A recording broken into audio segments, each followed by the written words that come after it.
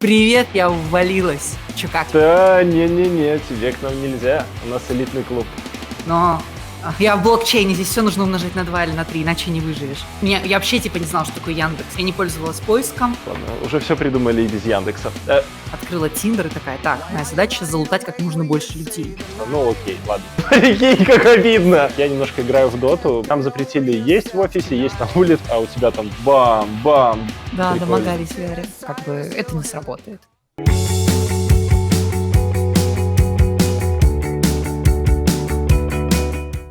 Мы начинаем это шоу, и сегодня у нас в гостях Василиса. Человек, который написал, что 3 года CTO ищет мужа. Да, и человек тебе ответил, что он 3 раза ездил на СТО и ничего не ждет от жены. В 2021 году, вот, в прошлом году, в сентябре, у меня там было 8 подписчиков. Я воспринимала Твиттер как просто какую-то хуйню непонятную. Ну, в смысле, ничего особо не поменялось в восприятии, просто у меня теперь чуть больше подписчиков, чем 8. Вот. Я особо не занимаюсь этим, да.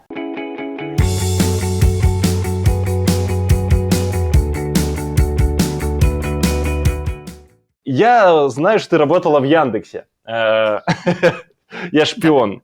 Можешь рассказать про культуру Яндекса? Девкультуру. Во-первых, вот просто чтобы было понятно, когда я пришла в Яндекс, я не воспринимала это как какую-то отличную от других компаний. То есть для меня я вообще типа не знала, что такое Яндекс. В 2018 году я не пользовалась поиском, я не пользовалась такси, я не знала, что это такое вообще. Но когда я пришла туда, мне чуть ли вот с порога, вот ну ты заходишь в дверь, и тебе такие, стой, тебе надо изучить историю компании. У нас есть философия. Я первые пару дней кринжевала, и мне очень странным показался тезис культуры открытых дверей.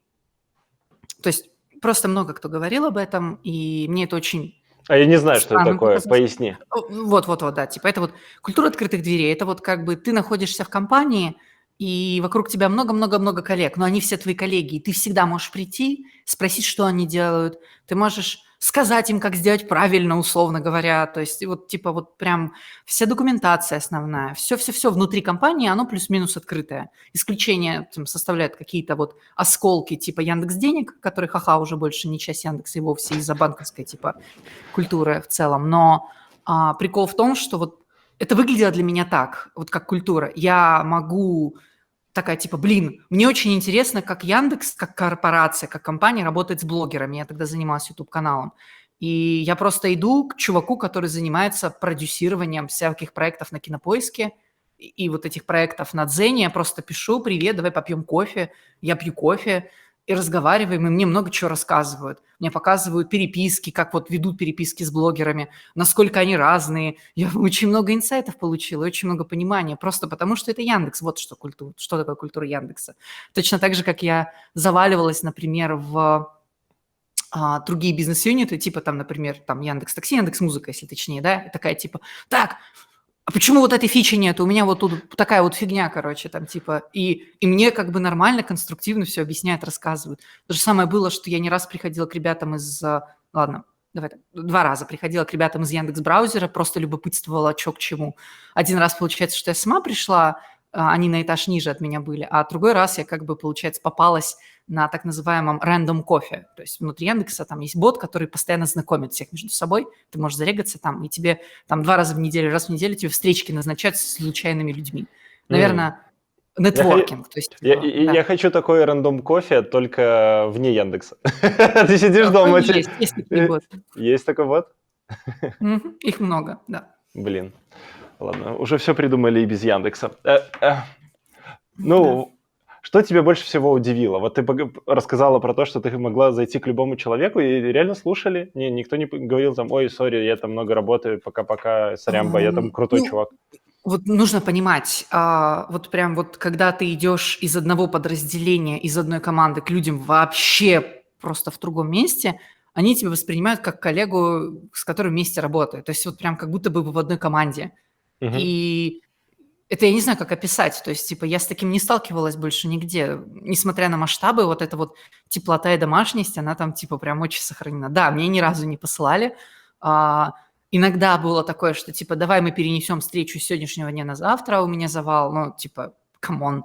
При этом Никогда такого не было, чтобы мне кто-то сказал фразу: «Нет, это все под НДА, это нельзя, типа, рассказывать». Прям что угодно мне показывали. То есть единственное, что я спрашивала у ребят из поиска, типа, мол, могу ли я посмотреть историю браузера другого человека? И на меня посмотрели такие: у нас просто нет технических таких возможностей. И я такая: ну ладно, жаль, Они окей. такие переглянулись, такие, ну, что скажем, что скажем. Ну, у нас нет таких технических возможностей, такие полезли смотреть. Понятно, понятно. Не скучаешь по Яндексу? Скучаю иногда прям. То есть там мне было скучно. Вот я скучаю мне, потому что там было в том числе скучно, но с точки зрения ностальгии, ощущения, я вспоминаю очень тепло. У меня нету негативных воспоминаний каких-то. Все было заебись. Ну, опять-таки, кроме скучной работы, плюс-минус. Что? Это просто фаталити. Типа в Яндексе все классно, но много скучной работы. И мне Блин. не по душе. Слушай, вот чтобы ты понимал, короче, вот последние полгода в Яндексе я приходила к своему руководителю с словами: дай мне интересных задач, дай мне просто задачи, дай мне хоть чего-нибудь. И у нас это практически доходило до таких конвульсий в формате, мол, что ты хочешь, чтоб я тебе из пальца выкинул задачи? Я такая говорю: чел, мне просто нечем заниматься. Он такой: ну так займись саморазвитием, пооптимизируй чего-нибудь, я не знаю. Мы такие прям сидим, я такая: чел. Ну, вот так у Да. тебя Твиттер и появился, да? То есть ты занялась саморазвитием. Нет. Твиттер у меня вообще появился благодаря Гуглу, так сказать. Ага, конкуренты переманили. Да, меня позвали. Короче, это чисто рофл, получается. Я пришла в Сбер в прошлом году, и мне запретили изначально заниматься публичной активностью. Мол, типа, В достигнешь Сбере? показателей, да, в Сбере, вот, потом мы тебя выпустим на улицу.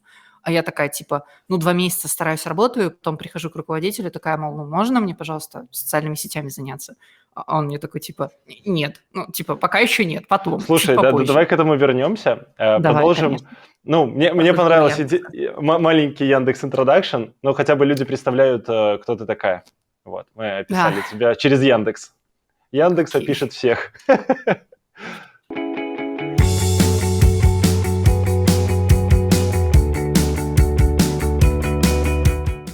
У тебя есть видео, например, как девушке попасть в IT, советы лидеров женского IT-сообщества. Расскажи про женское IT-сообщество. Что это вообще такое? Блин, давай начнем вот с чего. Опять-таки, это история про тот самый Google Women Developer Academy, который помогает девушкам публичной активности прокачиваться. Это Мгм. было, получается, в сентябре прошлого года. Был второй поток, потрясающе, короче, просто, типа, такая небольшая группа людей, несколько спикеров, такие вот персональные какие-то небольшие тренинги.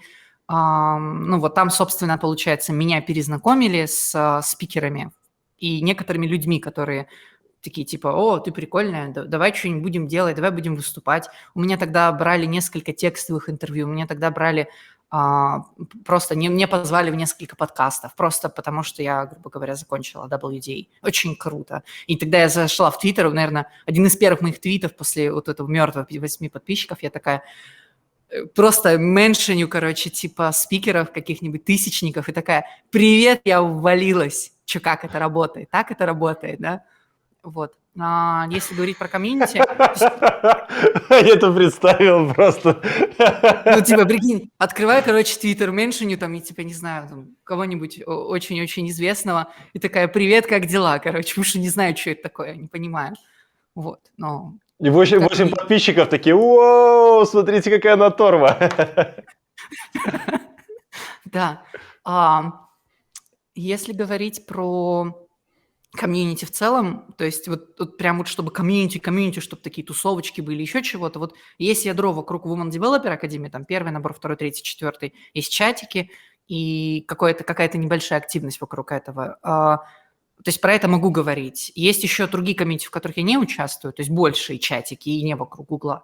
Но я там не А, присутствую, грубо говоря, а да. туда сложно попасть, например, у девушки, которая учится в IT или как-то прокачивается, или что-то пытается найти? Сложно скорее найти, потому что маленькая аудитория, маленький инфлюенс в целом. То есть, типа, если ты встретишь, найдешь, то, наверное, без проблем можно войти. Там на входе, я думаю, никто тебя такие, Говорят: типа, не-не-не, тебе к нам нельзя, у нас элитный клуб. нет. Такого нет. Но конкретно говоря про WDA, вот то, что вот, то есть есть какие-то люди, которые меня вот узнали после этого, которые вот, собственно, как-то вот в том числе о том, что ты показал, брали у меня вот они. Не, круто, круто. Например. Слушай, а в каком городе ты жила? Ну вот, Яндекс, девушки, сообщество. Это в каком городе происходило? Так, все это онлайн плюс-минус было, даже Яндекс для меня по большей степени онлайн. Я жила в Санкт-Петербурге последние 5 лет. То есть там был офис. Ну, это, кстати, вот тоже одна из причин, почему я такая нахуй. Типа в офисе только я, все мои друзья и коллеги из Москвы, потому что это тоже особенность культуры Яндекса. Есть Москва, а есть как бы удаленные региональные офисы, в том числе с СПБ. То же самое типа с WDA. Я в Питере была, и все это проходило онлайн. В Zoom.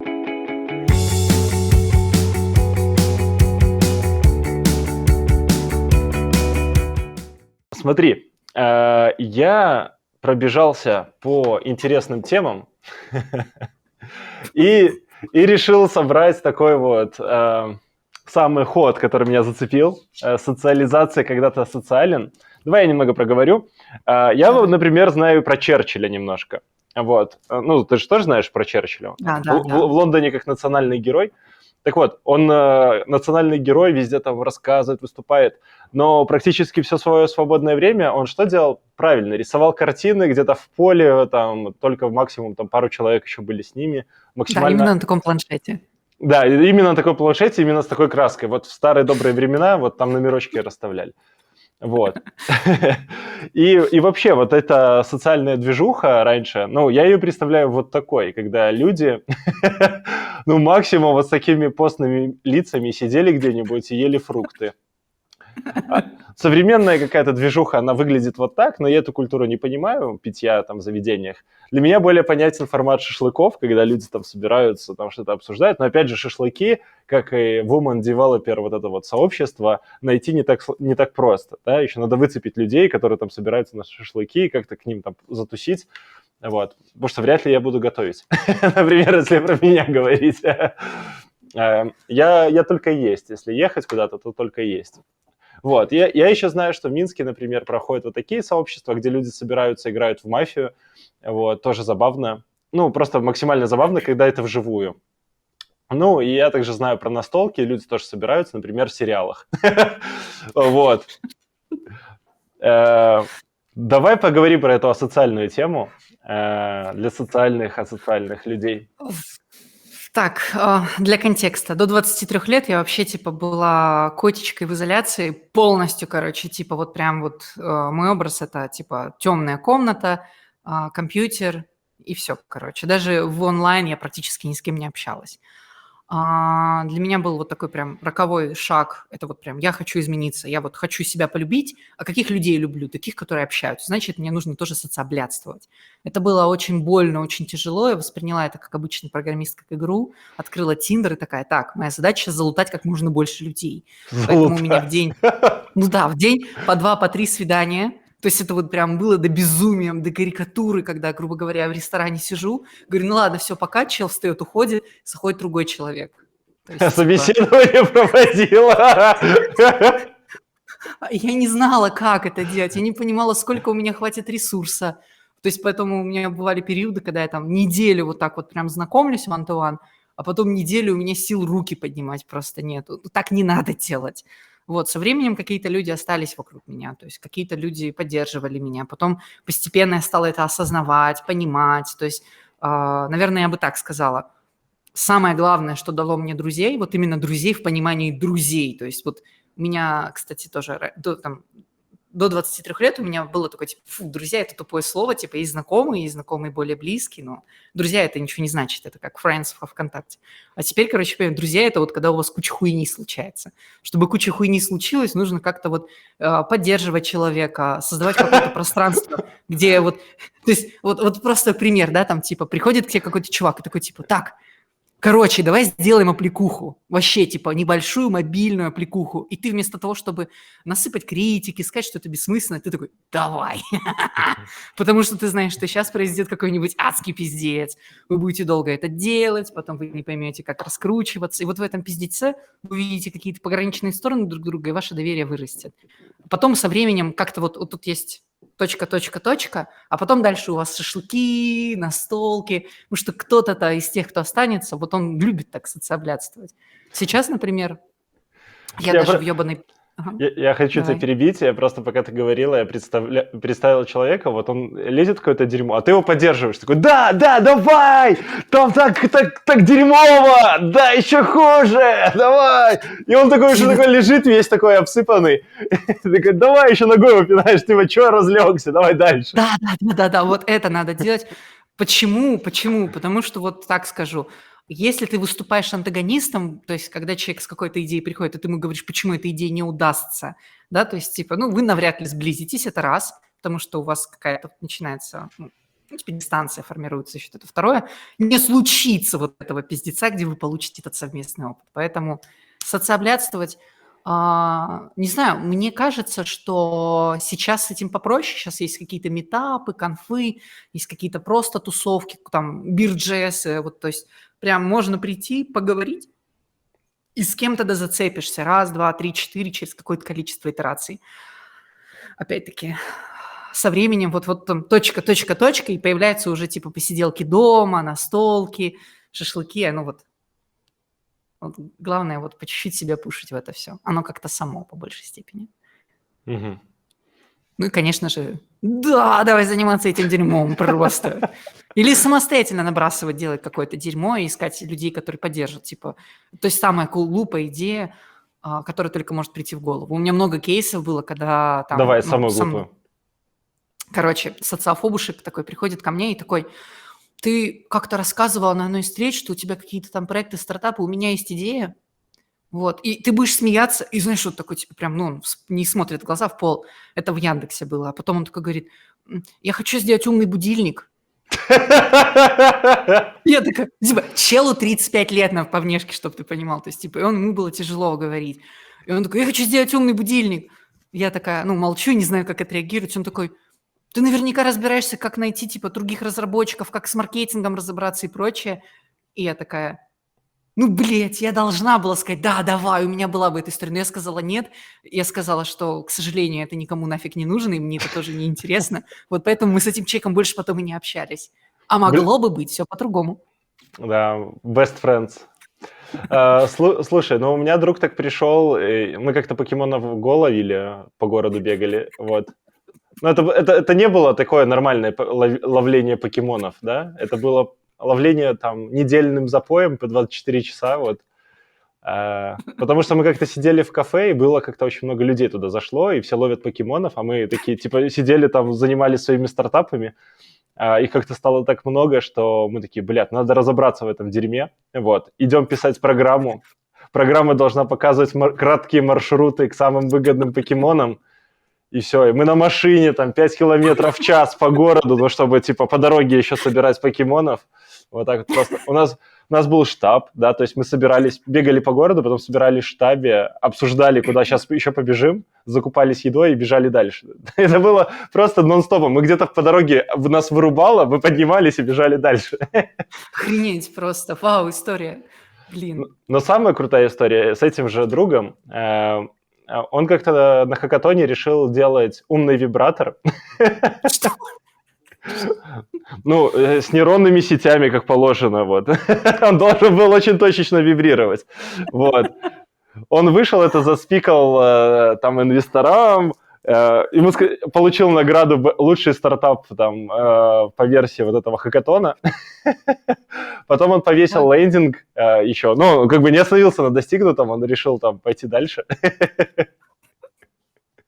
То есть он заказал у какого-то крутого дизайнера лендос, тот ему нарисовал, даже были модельки 3D-шные этого вибратора.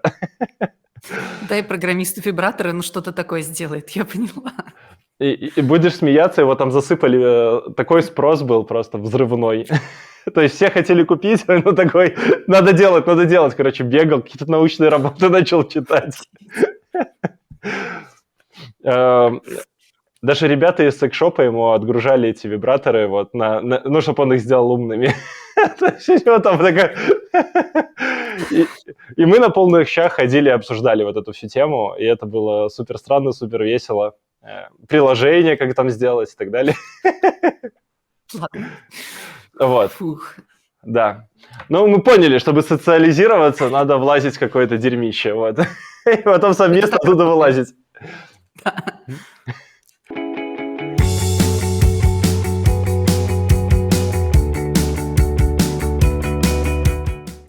Полетели. Я на самом деле подумал, про IT же очень много людей знает из сериалов. Нас, наверное, будут смотреть не совсем айтишники, а люди, которые такие работают на заводе и думают, вот, IT, это не про меня, это далеко.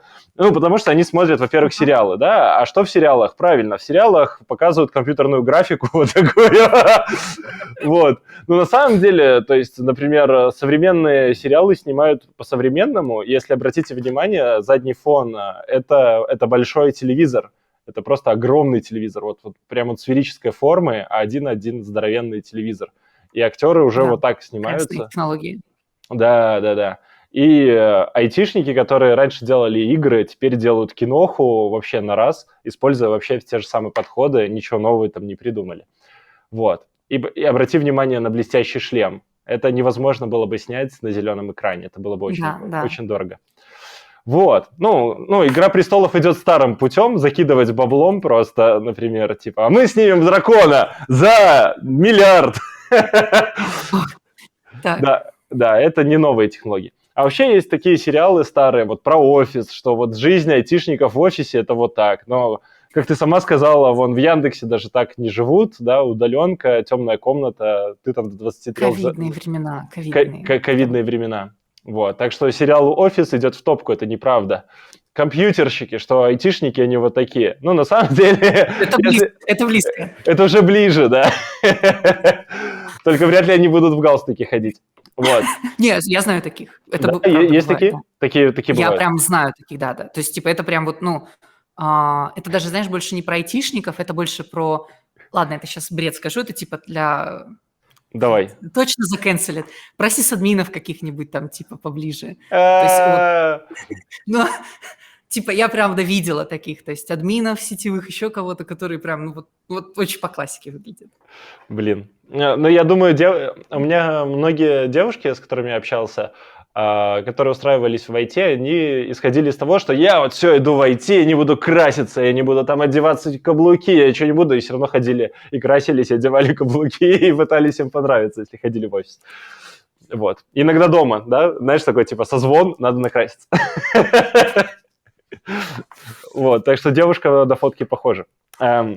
Полетели дальше. Вот, еще есть мистер Робот, что хакеры, они такие все такие умные, они такие, вау, всегда есть толстяк какой-то.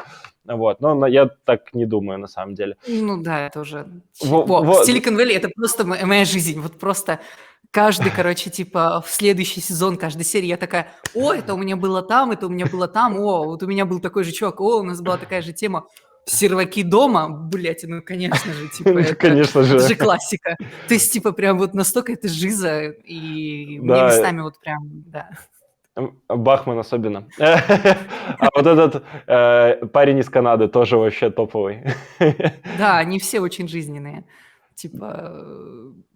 Я даже не знаю, что добавить. У меня очень много похожего из сериала было просто вот. И взлеты в стартапах, мол, типа, сейчас мы, блядь, мы тут поднимем бабла, такие, да, все бегают. Помнишь же, типа, с чего начался сериал, что, типа, чел сидит дома, типа, на работе ничего не делает, и у них на крыше была, типа, тусовочка тех, которые ничего не делают, да? Да. Это же вот моя история про Яндекс плюс-минус. Ну, типа, это прям вот такая...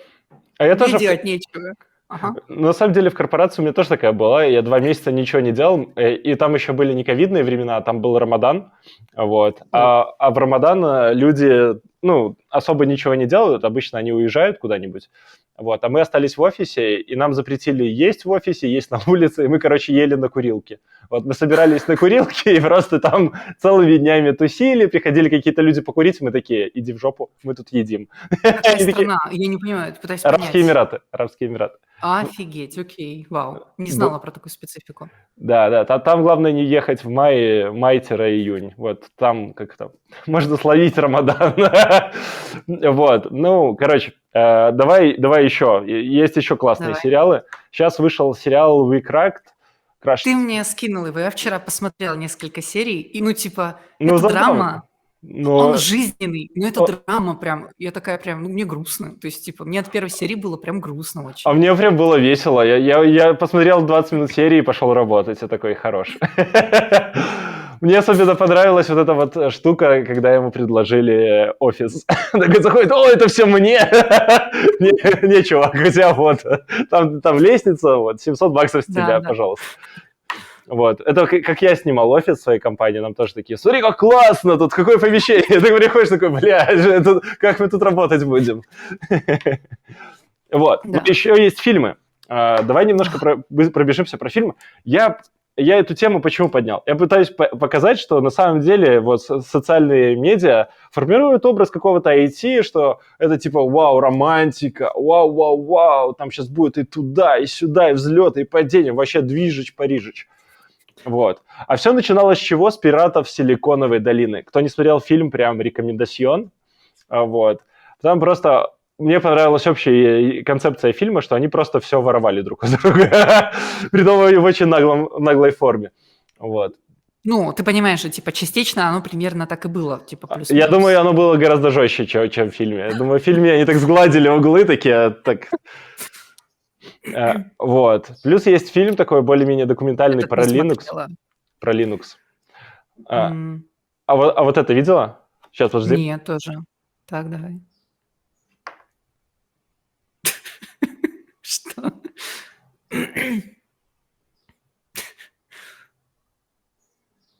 Ну ладно, да, примерно так айтишники тусят.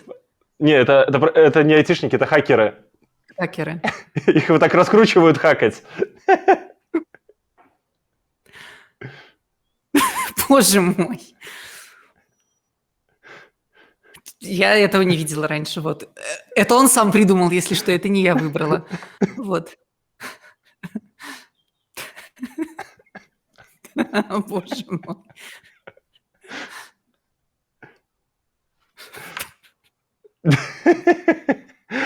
Ну, ты понимаешь, то есть образ айтишников в нашем фильмах, он примерно вот такой. То есть это чуваки, который такой сидит, такой, ему там пистолет в голове, девушку на колени, он такой, бля, сейчас взломаю сайт, 5 минут, дайте 30 секунд. Да, а на фоне обязательно просто типа HTML-разметка, и он добавляет div. Очень быстро такой. Да. Ну, это просто, я показываю, это фильмы такие начала 2000-х, то есть вот айтишников вот так вот в кино представляли в начале 2000-х. Вот, фильм про Google. Да, как чуваки вот в Google попали, да, то есть как они пришли на собес. Если не смотрел, тоже посмотри, очень забавно. Такие, просто два чувака такие с бухты-барахты решили в Google попасть. И все таки, бля, они гениальны. Я недавно, кстати, смотрела «Стартап». Это отечественный фильм, типа про Яндекс. Мне понравился. Ну, то есть он Тебе понравился? Первая его половина прикольная, и прям, ну, то есть вот она вот как-то показывает про Яндекс, то есть, типа, я бы сказала, то есть. Но вторая половина уже очень смазанная была, и очень-очень много личных переживаний, которые ни к чему не были приведены. Но вот первая половина, я прям такая, блин, ну круто. Как бы. Смотрела и прям когда. Короче, чуть-чуть «Стартапа» можно посмотреть. Да, это фильм полнометражный, на Кинопоиске бесплатный, вот, да. Яндекс, подсаживает на себя любимого. Эх, и даже бесплатно. Короче, потом пошел какой-то трэш, то есть где-то после годов 2015-х люди начали снимать фильмы про то, как они себя постоянно стримят, типа «Дом-2», вот. «Мы живем на людях», вот такой фильм. Просто люди стримили себя вот нон-стопом. Появилась «Пятая власть», да, айтишники уже не просто айтишники, они уже прям революционеры, они все меняют. То есть до этого они были приколистами, хакерами, а теперь они все меняют. Да, социальная сеть, много Джобсов. Да, много Джобсов. Да. И потом привет, аниме. Почему-то... Какой же образ айтишников строит в аниме, да? Типа, давайте поговорим про это. Да, не то, что какой образ, но факт фактом, много айтишников смотрят аниме, знают про аниме или как-то сопряжены с этой культурой. Давай немножко с тобой про аниме поговорим, а потом пойдем дальше. Как я такая, типа, вижу большую пропасть. Вот, ты смотри, давай так, вот просто чтобы было понятно. Большинство парней-айтишников, с которыми я общаюсь или пересекаюсь, они к аниме относятся в формате типа как китайские порно-мультики. То есть я часто видела и критику, и негатив, чтобы кто-то увлекался. Ну, и были люди, но это скорее исключение. И я бы не сказала, что в IT кто-то увлекается аниме. В геймдеве, может быть, чаще это встречается. В основном большая часть вот образа айтишников, чтобы дополнить его, да, то есть типа, это либо очень-очень такие уставшие, горящие люди, у которых особо нет каких-то ярких интересов, такие очень, очень такие прям вот выгоревшие. Подожди, уставшие, горящие, это выгоревшие, да? Они уже Выгоревшие, тлеющие. Они уже тлеющие, правильно, да. Вот. А другая группа людей – это такие типа «мне, пожалуйста, посложнее алгоритм, вот, и поменьше социальных связей, короче». Их очень мало, но они присутствуют. Есть еще группа людей, которые такие типа прям деньги, деньги, деньги, деньги, деньги. Я буду деньги, деньги, деньги, 3 работы, 5 работ, деньги, деньги, деньги. Их тоже немного, но они тоже яркие, грубо говоря. И есть какая-то еще такая большая когорта айтишников, у которых есть какое-то хобби, там музыка, рисование, какие-нибудь там типа марафоны бегают, которые, ну, то есть у которых обычная жизнь из какого-то американского сериала. Который мы обсудили уже, да? Который мы обсудили, да, типа, оно плюс-минус, вот. А на работе как-то вот, ну, типа, там, 6 часов рабочего дня, по чуть-чуть покликать кнопочки, порешать проблемки, на совещаниях посидеть, вот. Вот тут как-то так оно выглядит. Но где-то вот здесь, вот в этой аудитории тех, кто любит аниме, оно как-то разбросано, и этого очень мало. Давай. Последнее, что посмотрел, это было много лет назад, у меня мой руководитель спросил, почему. И я такая, ну, потому что времени нету, ну, действительно. И он мне такой берет, просто в Джире ставит тикет, и кидает мне сериал «Рыцари Сидонии», и такой, просто тикет рабочий, типа, смотри, вот тебе время рабочее, пожалуйста. А он отбирал вот такие сериалы, которые меня заставляли плакать, смеяться, которые вызывали самые разные эмоции, были сверхинтересными. Ты встретишь в американском сериале, будет, скорее всего, очень, очень близко к мономифу, к очень примитивной однотипной истории. Оно будет таким, каким ты уже видел много раз. Но аниме по большей степени, во-первых, это повторяющееся дерьмо, это как много-много-много альтернативных реальностей, где вот как бы одно и то же с небольшими изменениями. Где-то девушка не рыжая, а блондинка, где-то главный герой слизняк, а где-то он, например, очень сильный, суперкрутой демон. Есть несколько сериалов, вопросы вообще в целом, ну, вот, например, «Путешествие Кина», оно очень глубоко рассматривает вопросы там, типа, вот, просто себя в этом мире. Есть аниме, которые рассуждают на тему политики, на тему устройства мира, типа того же «Психопаспорта», или, допустим, аниме на тему там души, в целом вот, тебя, кто ты есть, как призрак в доспехах. Есть аниме, которые просто заставляют очень-очень погрустить или порадоваться, как в сказке, например, как «Замок Лапута» от Миядзаки, допустим, унесенный призраками. Это просто ощущение даже больше, чем история. И вот этого бесконечный край.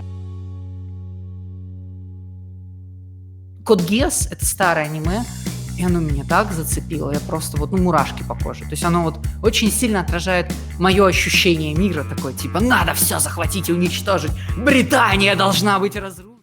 Опа. Аниме. Вообще, я сразу подумал, если что, вот какое аниме можно было к IT привязать, но, наверное, цельнометаллическая оболочка — это вот прям вот самое оно. Вот, прям уже там на максимум вкрученное IT. Оно вообще больше про философию. И про философию, и про технологии. Вообще, киберпанк в IT, это же Акира, там, который нарисован... Это секс, да. Да, просто там 30 лет назад нарисован, но смотрится как современный. Вот, там, эксперименты Лейн, Матрица. Пускай тоже будет аниме, для меня это больше аниме, чем фильм. Блин, вот. Ты такие грустные аниме подбираешь. Это же все драмы по большей степени. Ребят, не покупайтесь. Это аниме, которое заставляет думать и грустить скорее. Но самое похожее на стартапы или IT-тусовку — это «Врата Штайна», когда там какие-то чуваки, просто играясь в ученых... С микроволновкой и телефоном, и открывают врата в прошлое и будущее. путешествия во времени, и у них начинается пиздец, про который ты Типичный говорил. стартап, да. Да, типичный стартап. Вот так он выглядит. Тут прям идеально проиллюстрировано, рекомендую. Вот.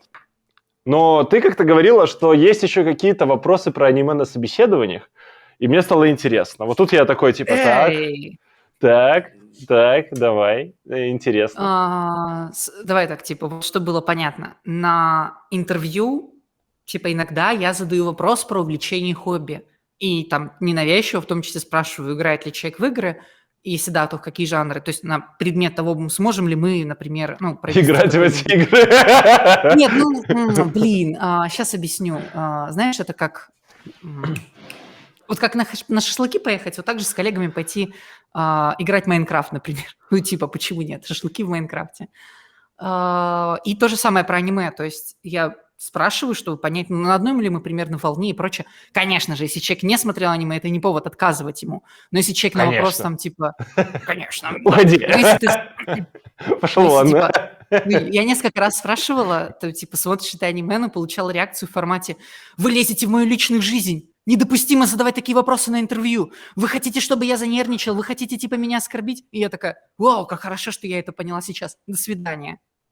То есть, типа, несколько раз... Идеальный тест. То есть, подавляющее большинство людей на это реагируют как, типа, да не смотрю. Вот, кстати, поэтому я и знаю статистику. У меня очень много было собеседований, я просто спрашивала прямо в лоб. Не всегда, но часто спрашивала вскользь. Вот. Вскользь с порога просто. Человек заходит и такой, смотрел, какое аниме последнее? Давай, быстро назвал. Человек такой, бля, какие есть аниме? Примерно, да. Про Марс смотрел? Нет? Все, пошел нахер. Следующий.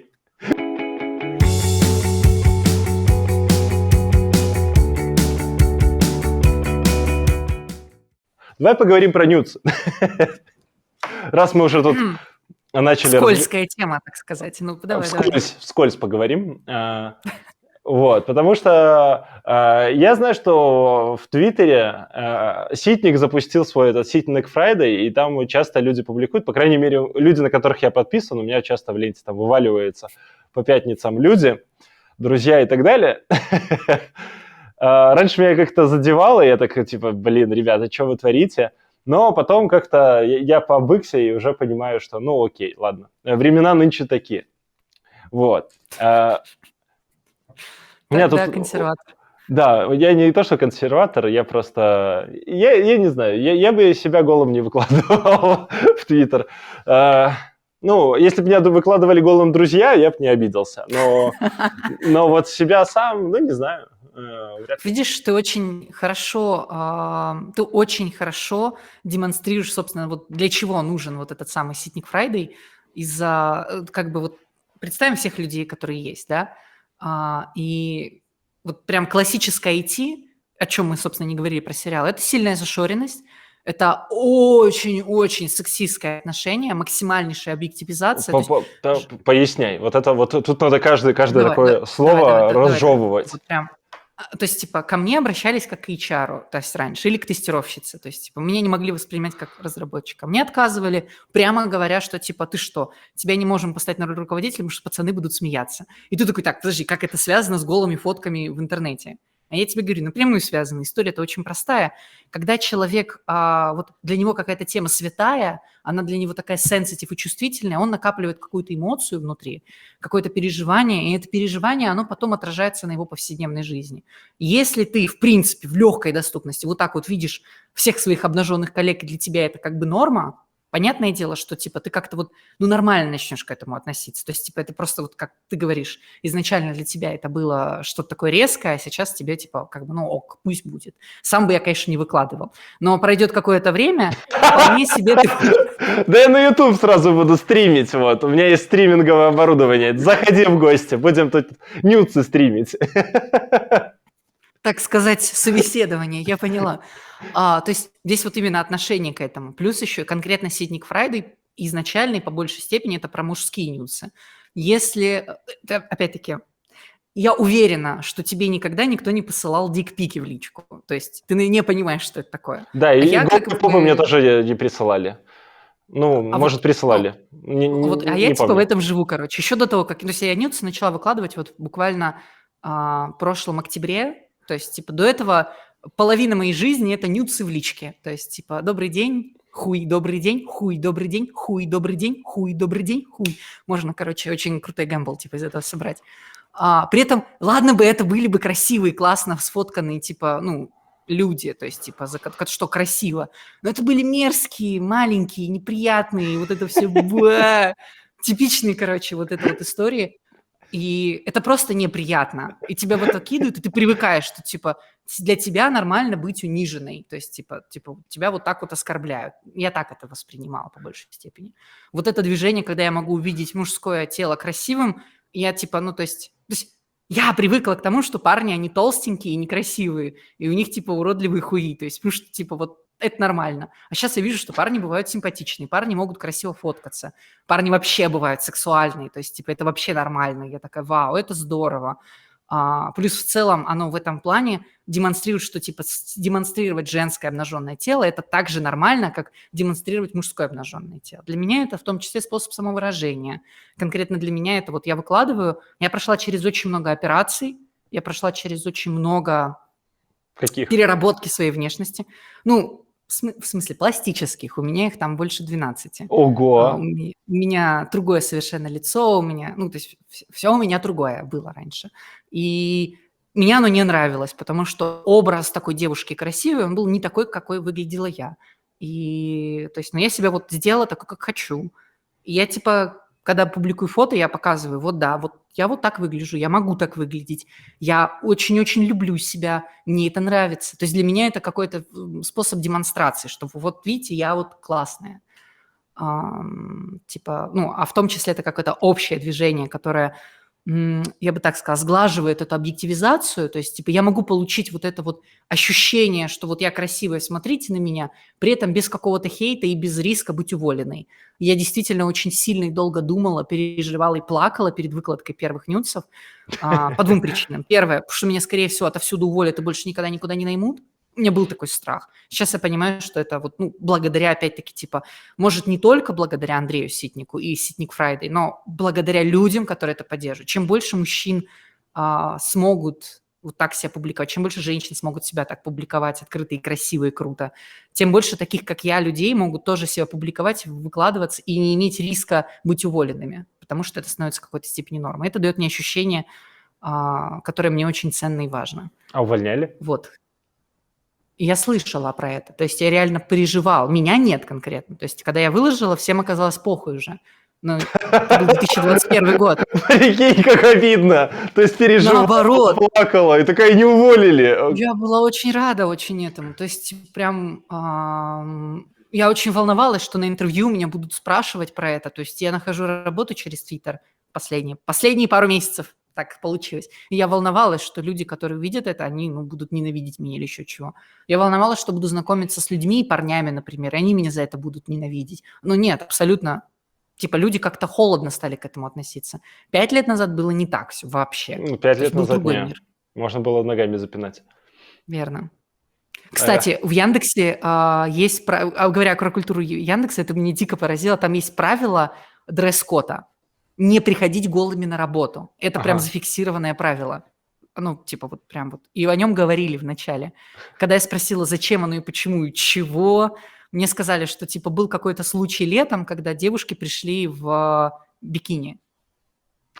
И это очень-очень сильно остановило разработку в офисе, и поэтому было введено такое правило. Я знаю про ВКонтакте, что у них очень долгое время было 2 разных офиса. Один для парней, один для девушек. Вот. Что? Вот так, да. Во времена Дурова, назовем это вот так. Ну, Не знала об этом. ну вот теперь знай. И в Питере. В доме Зингера именно так это было. То есть мне прям ребята рассказывали, что там прям вот была культура работать 24/7, селили людей максимально близко к офису, чтобы вот прям вот ты проснулся, пошел в офис и там жил. Вот у них как общага там была в этом самом офисе. И чтобы Ладно. парни не отвлекались, их отдельно отселяли, и все. Ты сейчас об этом говоришь, и мне так кринжово, ладно. Ой. Да. Так что сексизм в 2 стороны. Мгм. Я как-то инвесторам спикал презентацию босиком. То есть я пришел как-то в офис босиком, снял всю одежду, у меня просвечивалась майка, и я такой, ну ладно, что делать? Тут пришли инвестора, надо спикать. Хороший лук. Да.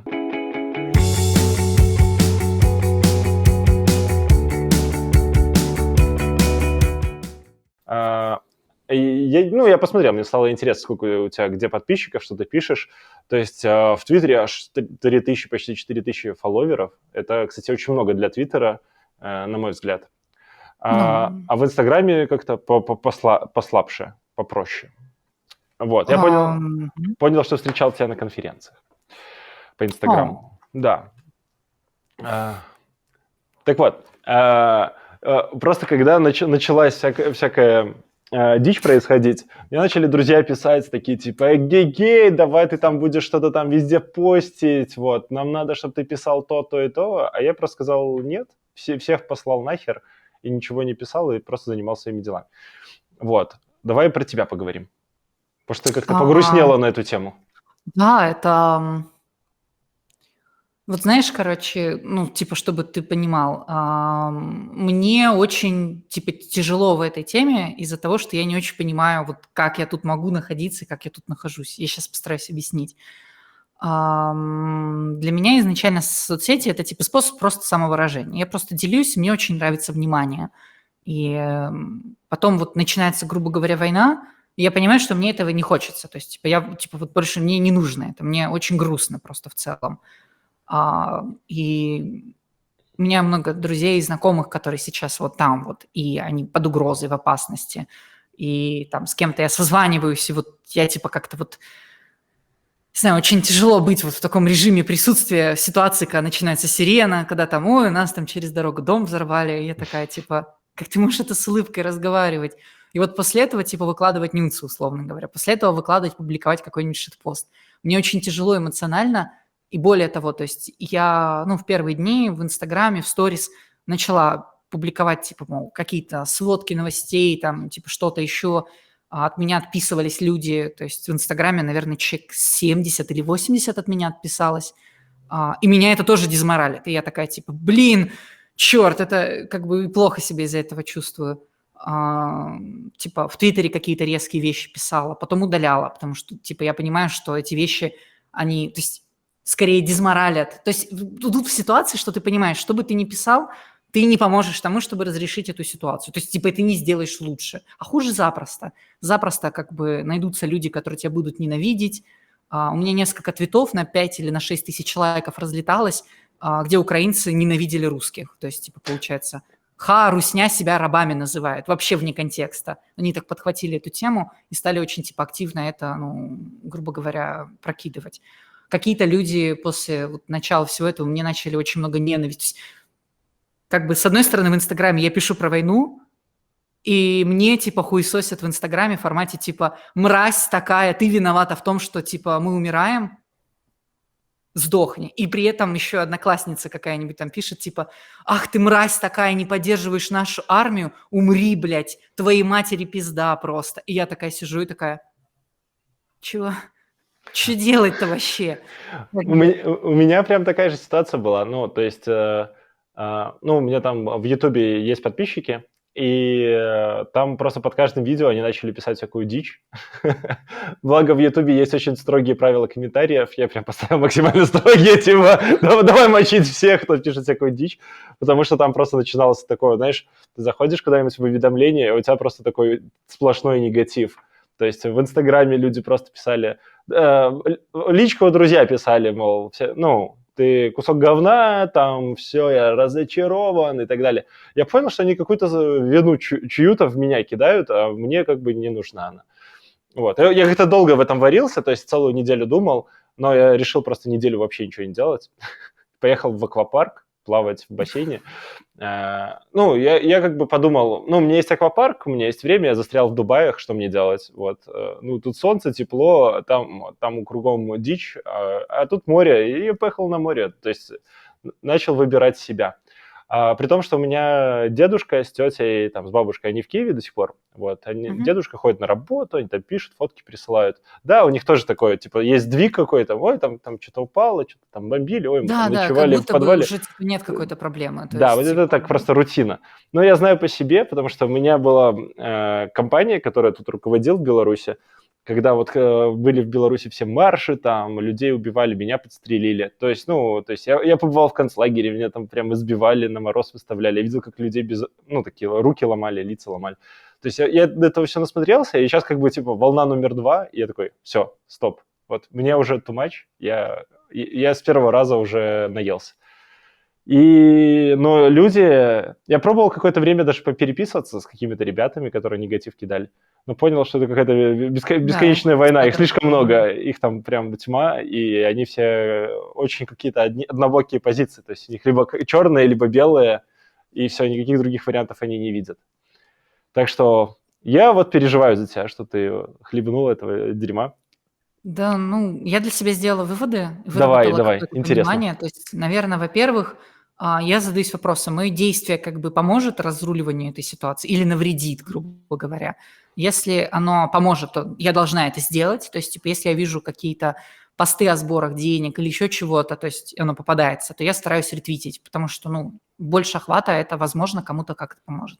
Если я пишу какой-то пост или думаю написать, который может навредить, я типа не действую, грубо говоря. В остальных действиях я абсолютно по протоколу, вот как хочется, так типа и веду По себя. протоколу. Да, при этом шитпостинг 2 раза в день, типа, вот. При этом, вот в этой плоскости еще существует вот какое-то личное чувство вины, которое я пытаюсь компенсировать тем, что доначу. То есть, типа, Unchain.ua там, например, я немного вношу. Плюс еще точечно у меня есть какие-то друзья-знакомые, которым я что-то А кому закидываю. ты чувство вины испытываешь?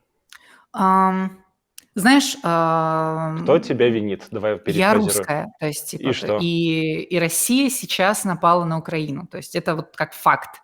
Ну, не то, что И это напала. происходит при молчании большинства людей. Я могу быть насколько угодно оппозиционно настроенной, и даже выходила на митинги, и не раз, в том числе перед своим отъездом на антивоенном. Кстати, очень спокойный был митинг. Вот, я удивлена была, попроще было, чем раньше.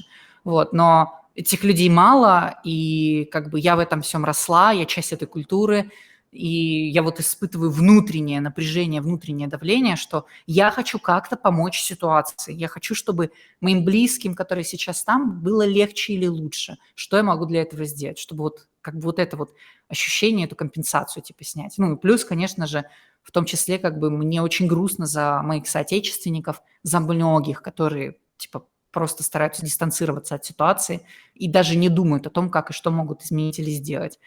Просто грустно. То есть типа, вот два этих ощущения. Как-то так бы я, наверное, описала.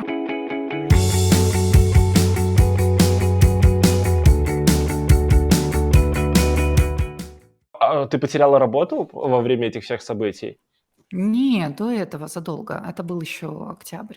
Октябрь? Ноябрь. А как ты потеряла работу? Это Яндекс был, Сбербанк? Нет, это уже был Сбер. Я бы так сказала, Что короче. произошло? Вот для достраивания картины. Вот я начинаю публичную активность. У меня уже первые там 300 подписчиков в Твиттере, как бы, и я крутая, и меня зовут куда-то там, и вот на Хекслет меня позвали дать интервью. Я старалась, я просто опубликовала список тем, на которые готова говорить. Я тебе, кстати, делала скриншот, в том числе похожего списка, когда скидывала, на который готова говорить в целом, кажется. Да, вот. И вот похожий список я давала Хекслету. Они выбрали тему про доступность, и это очень такая острая тема, потому что я считаю, что accessibility в целом очень сильно, оно в целом как религия практически сейчас. Я сталкивалась с конфликтами, меня, блядь, уволили из-за того, что это нахуй религия. То есть ты либо, веришь в accessibility, и ты его внедряешь, либо ты идешь нахуй как бы. О том, чтобы поговорить о том, действительно ли мы делаем то, что нужно, действительно ли мы помогаем, почему нужно это делать конструктивно, почему иногда не нужно там усложнять фронтенд, накидывая accessibility. Об этом как-то не принято говорить. Я решила, собственно, поделиться опытом. У меня было немного опыта с этим связанный. И я очень была напряжена перед началом записи. Я такая, черт, мне нужно подготовиться, давайте мы ближе к цифрам, еще чего. Мне такие, да не, забей, это, ну, типа, просто софтовый разговор, ну, типа, в чем проблема, как бы. Мы записались, мне не понравилось оно в целом, но ну, я примерно, что хочу донести, вот ну, примерно. Где-то я чувствовала себя резкой. Например, там был момент, за который мне стыдно, я смеялась над тем, что в России можно рекламировать продукт, товар или услугу для людей с ограниченными возможностями. То есть как бы мне было казалось это смешным в обсуждении, потом я поняла, что мне стало стыдно. Но не суть. Публикуется, видео смотрит там, ну, по-моему, 17-20 человек, и чувак какой-то в Твиттере, он такой типа «Увольте нахуй Василису Версус». Как она вообще имеет право на такой-то должности в великой компании Сбер как бы говорить такие ужасные вещи? Он просто вырвал фразы из контекста и начал доебываться. Потом обвинять меня в том, что я не ответила ему, хотя я старалась на все отвечать. Вот, например, я такая, ну, у меня началась запись с фразы «Доступность не нужна, если вы не понимаете, зачем она вам». Это вот как общий пассаж, о чем я дальше говорю. Он берет и вырывает фразу «доступность не нужна». Да как она смеет такое вообще говорить? И прочее, прочее, прочее. Ты нарвалась 2 часа. на Да. пастыря этой технологии. Типа, так сказать, на человека с ограниченными возможностями. А, Вот, но это на полном серьезе так, то есть, типа, Ну, ты и попала в зацепило. харассмент прям конкретный, и это очень Знаешь, что похоже... дальше произошло? Да, давай, я сейчас тебе Давай. маленькую перебивку и дам тебе договорить. Смотри, это очень похоже на то, как было с Близзардом, когда девушка обвинила там директора Близзарда в харассменте его сотрудников. Они его сотрудников его уволили. Потому что 5 лет назад она пришла на хакатон, где парни к ней подкатывали, потому что у нее на майке было написано «Прочисти трубы». О, боже, так, да. Вот. Офигеть. И парни начали ее троллить, мол, когда последний раз тебе чистили трубы? Но директора Близзарда уволили. Я такой, типа, чё? Чё, блядь? Вот, продолжай. Ну вот, потом незамедлительно последовала реакция. Никто из компании не смотрел это видео. Никто вообще не посчитал, что нужно как-то о чем-то говорить или думать. Просто, грубо говоря, очень-очень все расстроились. Потом произошел ряд событий внутренних, о которых я не могу говорить, так как подписывала документ, который привел к моему увольнению. Это было прям почти полгода, наверное, длилось. Это было очень тяжело для всех сторон. И, типа, нужно понимать, что, грубо говоря, с одной стороны, меня заканцелили в Твиттере, там прям вот я помню сотни ретвитов, реплаев, там они вот все крутились вокруг, прям кажется, что каждый второй об этом обсуждал. Можно ли вообще призывать работодателя, если кто-то говорит, что тебе не нравится? При этом, на секунду, в моем Твиттере не было написано, где я работаю. У меня всегда написано экс-Яндекс, экс-ютубер, то есть у меня так подписано было. Предпоследняя работа, короче. Всегда, то есть типа, я не буду это менять, мне нравится, вот, пока Яндекс не перестанет существовать. Вот, и получается, что это принесло мне 1002 подписчиков, все, плюс меня стали везде узнавать, то есть я, просто чтобы было понятно, я захожу в бар, заходит Василиса в бар, а ей спрашивают, что по доступности, то есть реально люди просто такие типа, что? У нас тут нет людей с ограниченными возможностями, можешь присаживаться. То есть, типа, и такие ужасные шутки были, но много кто над этим прикалывался. То есть, типа, прям я такая, ну ладно, окей. Вот, меня так узнают теперь какие-то люди. И плюс видел там, типа, 3500 подписчиков, вот 2000, они вот с этого конфликта. Да, короче, ты уволилась из-за подписчиков. Давай обобщим. Очень похоже, на самом деле, на историю с Джереми Кларксоном, когда он продюсера избил. Признавайся, ты тоже кого-то избила в Сбере? Нет. Я смотрела, как это делают в основном. Сама нет. То есть, на самом деле, это было очень больно и тяжело. Мне было прям страшное переживание. Вот эта вот тема, вот как бы где граница, вот где ты можешь высказывать свое мнение, а где есть общество. То есть, и получается, что тут важный момент. Общество всегда право. Даже если не право, общество всегда право. И если ты выражаешь мысль, отличную от основной повестки, тебя уничтожат нахуй просто. Вне зависимости от того, кто ты, что ты. Ты можешь сколько угодно делать чего-то хорошего, но стоит тебе там типа пошутить так, как тебя потом не поймут, То есть вот, ну, как угодно, да, то есть притом даже тебе может и не быть каких-то зверских намерений, тебя уничтожат нахуй. То есть я лично считаю, что вот та ситуация, когда меня заканцелили, она во многом определила для большинства людей, что с доступностью связываться не нужно. Мне было, мне... То есть прям, чтобы ты понимал, Даунмост у просто. меня был разговор с чуваком из "ВКонтакта", и мы с ним разговаривали на эту тему, и, то есть, как бы, он такой, я, говорит, ну, я не хочу, типа, работать над доступностью, да, я бы хотел бы подискутировать, действительно ли вот тут и там она нужна, но видя ту реакцию, как тебя захейтили, я боюсь. Поэтому, как бы, у нас ее не будет, дискуссии на это не будет, если сверху придет разнарядка, будем делать. И я такая, то есть у меня было несколько реальных примеров, когда вот тот чувак тем, что меня решил заканцелить, он прям ухудшил жизнь для людей с ограниченными возможностями. Лучше бы была бы нормальная прозрачная дискуссия, конечно, но мы живем в несправедливом мире. Кэнселинг по большей степени – это инструмент, чтобы заткнуть рот. Как бы, да. То есть это не конструктивно всегда.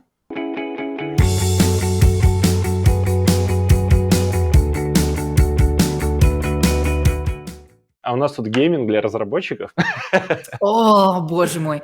Сейчас сразу начну говорить про факторию и не остановлюсь. Да, но я сначала расскажу. Я немножко играю в доту. Я крайне плохо играю. Я туда обычно... Я сейчас начал в компьютерные клубы ходить. У меня дома нету ни компьютеров. Они в углу лежат просто такой стопочкой, вот, чтобы я дома не играл, потому что я могу такие в компьютерные запои уходить. И я хожу туда чисто посливать стресс, поприкалываться, потворить всякую дичь. Это я именно тот человек, который в игре порит всем остальным игру. Вот. Это я. Да, знайте меня. Я знаю, что ребята играют еще вот в Зельду, кто-то покупает себе PlayStation. Я купил PlayStation, а у меня просто валяется, никому не нужное. Вот, мне не заходит, не мой формат. Вот. Давай про игры пообсуждаем. Давай, очень коротко, Катенька. если вот есть игры прям для программистов, то есть типа прям вот,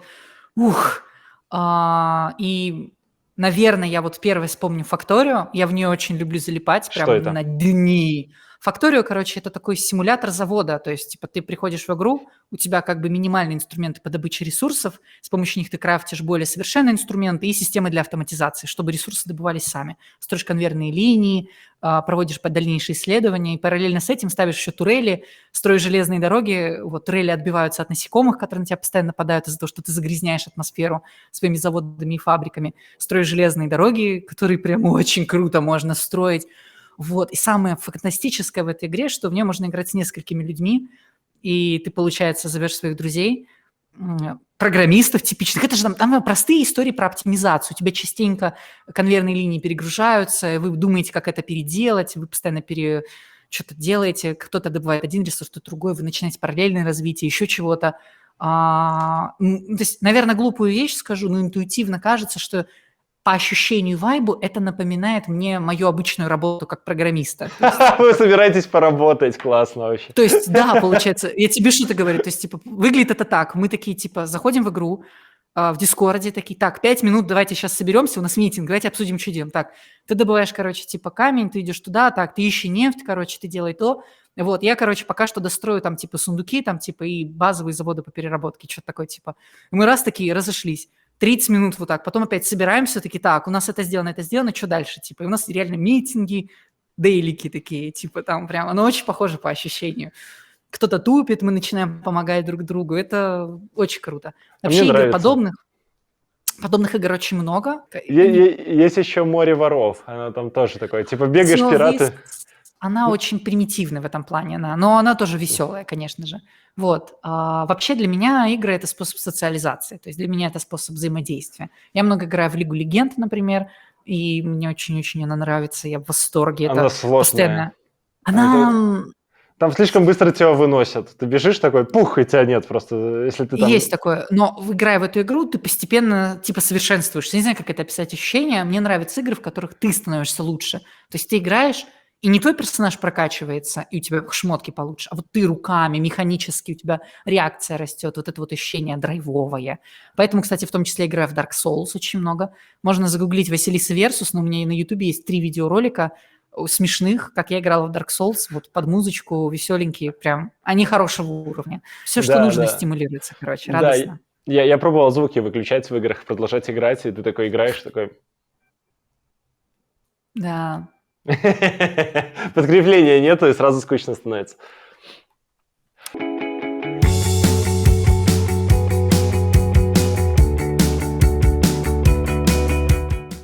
Да, говорим про пользу. Как продать себя в условиях полного говна? Вот. Я подумал, что тут будет уместно, вот так типа. Вообще, на самом деле, если говорить про интервью, у многих складывается сильное какое-то такое заблуждение. Люди думают, как будто бы вот их отбирают. То есть интервью – это якобы отбор. Их типа там покажите зубы, повернитесь, попрыгайте, сколько языков программирования знаете. И люди, вот, которые идут собеседоваться, они чувствуют себя вот так, не особо думают о том, что это такое на самом деле, расстраиваются, еще чего-то. Вне зависимости от есть говно или нет говно, интервью это ну, как бы, камон, это переговоры. Это переговоры, там есть две стороны, и объективно, как бы говоря, то есть, типа, стороны, ну, то есть местами даже там как-то равны. То есть если это рынок соискателя, а сейчас он такой, даже с учетом того, что происходит, ну, типа, ты сильная сторона, компания слабая сторона. Это скорее она должна убеждать тебя прийти, грубо говоря. В первую очередь нужно осознание этого, нужно ощущение уверенности, которое позволит тебе концентрированно вести себя. Второй момент – нужно готовиться к интервью, нужно понимать, куда ты идешь. То есть история в формате там типа «Что там делать? Галерка, да? Охуеть, тощий галерок-то сотни-то было». Типа недопустимо. При любых обстоятельствах ты, грубо говоря, идешь. Ты, блядь, если ты реально идешь на галеру, которая, типа, хуй пойми, чем занимается, нахрена ты это делаешь? Разве что для тренинга или по фану. Но если ты идешь в какую-то компанию, чаще всего продуктовую, медицинскую, EdTech, еще куда-то, тебе нужно понять, что они делают. Зарегаться на сервисе, покликать, посмотреть, понять, вот применить себя в этом всем. Что бы ты хотел и мог бы сделать? И я, например, в переговорах часто разворачиваю историю с формата там типа так, расскажите, пожалуйста, про ваш опыт, да, я типа пытаюсь превратить это в переговоры в формате, так, слушайте, я посмотрел на ваш сервис, мне так понравилось, у вас там типа whiteboard с интерактивным взаимодействием, а я в WebGL графикой занимаюсь, мне так хочется к этому прикоснуться, я прям представляю, как буду заниматься оптимизациями, мне бы хотелось побольше узнать, как у вас устроено, у вас одна команда за это отвечает, или у вас есть типа инфракоманда, там UX-команда, то есть вот кто у вас за этот whiteboard отвечает, там еще что-то. И те такие раз, у них вообще не по протоколу, они растеряны. Ну, то есть я, получается, грубо говоря, веду себя очень Нападаешь на них. сильно. Верно, то есть и чаще всего это приводит к очень-очень большой потом заинтересованности во мне. Мне выставляют оффер, предлагают сумму, я могу смело отказываться от нее, ко мне все равно могут еще прийти еще раз. И дело не в том, что у меня там, не знаю, дохуион лет опыта и прочего. То есть я уверена и знаю точно, когда у тебя даже мало опыта, если ты понимаешь, куда ты идешь, понимаешь, осознаешь свою ценность, ты приходишь, то как бы, блин, ну камон, ты нужен. Чаще всего в компаниях бывают очень типичные проблемы в формате мискоммуникейшена, там, communication gap, когда, допустим, у тебя нанято было много людей и нету какого-то устаканивания, потому что кто с чем. Если ты приходишь и говоришь, да. Блин, ну ты так говоришь, и мне приятно тебя слушать, но все равно хочется поперебивать, чтобы более так нарезать. Смотри, я часто, ну вот я к Василисе на собеседование ходил, меня там так прям так приложили, вот просто там кто кого еще собеседовал, там было непонятно. Вот, но было интересно. Но я хочу сказать, что сейчас вообще есть какой-то тупой тренд. Есть две стороны компании. То есть одни компании такие, блин, нам как бы выжить, а есть вторые компании такие, ну мы просто, блядь, нанимаем людей. Такой, а зачем? Зачем вам столько людей? Они такие, мы хотим удвоиться, у нас есть план удвоения каждый год. Я сижу и думаю, а как вы с этими людьми вообще там что-то делать будете? Вот вы просто наняли, они такие, вот мы уже уволили старую команду, наняли новую. Я сижу и думаю, ну у вас там просто будет трешанина вообще происходить, потому что никто ни с кем общаться не будет, это точно. И таких очень много. Вот. Ну вот, и узнать о том, какая конкретно компания, важно. То есть, типа, можно зайти в LinkedIn, бить название компании, найти какого-то сотрудника, написать: «Привет, слушай, мне очень интересно узнать про вашу компанию, думаю, к вам пособеседоваться. Расскажешь?» Я пишу это, и мне отвечают люди. Не сразу, не все, но отвечают, нахуй не шлют. Я узнаю внутри примерно, какая структура, я примерно понимаю, какие есть проблемы. То есть я готовлюсь. Когда я иду на интервью, я уже хорошо знаю, какой у них там стек технологий. Я, например, знаю, какой у них там, куда меня конкретно нанимают и что там происходит. То есть такого, чтобы я пришла на интервью и хуй пойми, что там вообще происходило. Ну, было у меня разочек, вот, собственно, в эту компанию нанялась. Вот, на меня это случайно свалилось, и очень быстро происходило интервью. Вот. При этом надо понимать, что, то есть, это вопрос позиционки и подготовки. И даже если ситуация плохая, и если особенно ситуация на рынке плохая, это твое конкурентное преимущество. Мне сильнее всего огорчают люди, которые в ответ такой тейк говорят, что, мол, типа, это тебе легко говорить, у тебя 10 лет опыта, конечно же, там все такое, а вот я там, типа, Джун, которому там полгода опыта, что я вообще могу предложить? Можешь, у тебя есть руки, ноги, рот, голова, можешь. Если ты не можешь ничего предложить, ну, сочувствую как бы, ну, прояви смекалку. То есть, например, ко мне как-то пришел чувак. Подожди, сразу хочется Делаю паузу. перебить, и вот Давай. этот вот маленький чувак такой, вот, давай я застегну. Ну, а где я возьму смекалку? Ну, научи меня смекалке. Типа тут как бы ничего не поделать. Был у меня случай, ко мне пришел парень, и получается, у меня было в open source очень давно небольшая библиотека для, как это сказать? Для Господи, работы. когда ты нажимаешь на картинку, и у тебя картинка на весь экран открывается. Lightbox, короче, типа. Мгм. Очень давно это было. И ко мне пришел чувак на собеседование, он вообще зеленый, он ничего не умеет делать и прочее, но он, типа, взял, сделал pull request к моей, типа, библиотеке и пару фич добавил.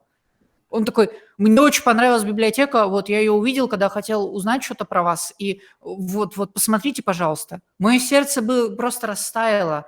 Пофигу, что pull request говно, пофигу вообще все. Я такая, типа, блин, он так старался, то есть, типа, и мне очень захотелось помочь ему, как-то поддержать его, прочее. Мы наняли его, тогда поработали какое-то время, и все было очень здорово. Ну, то есть, а он вообще зеленый был. То есть, казалось бы, если нет смекалки, что делать?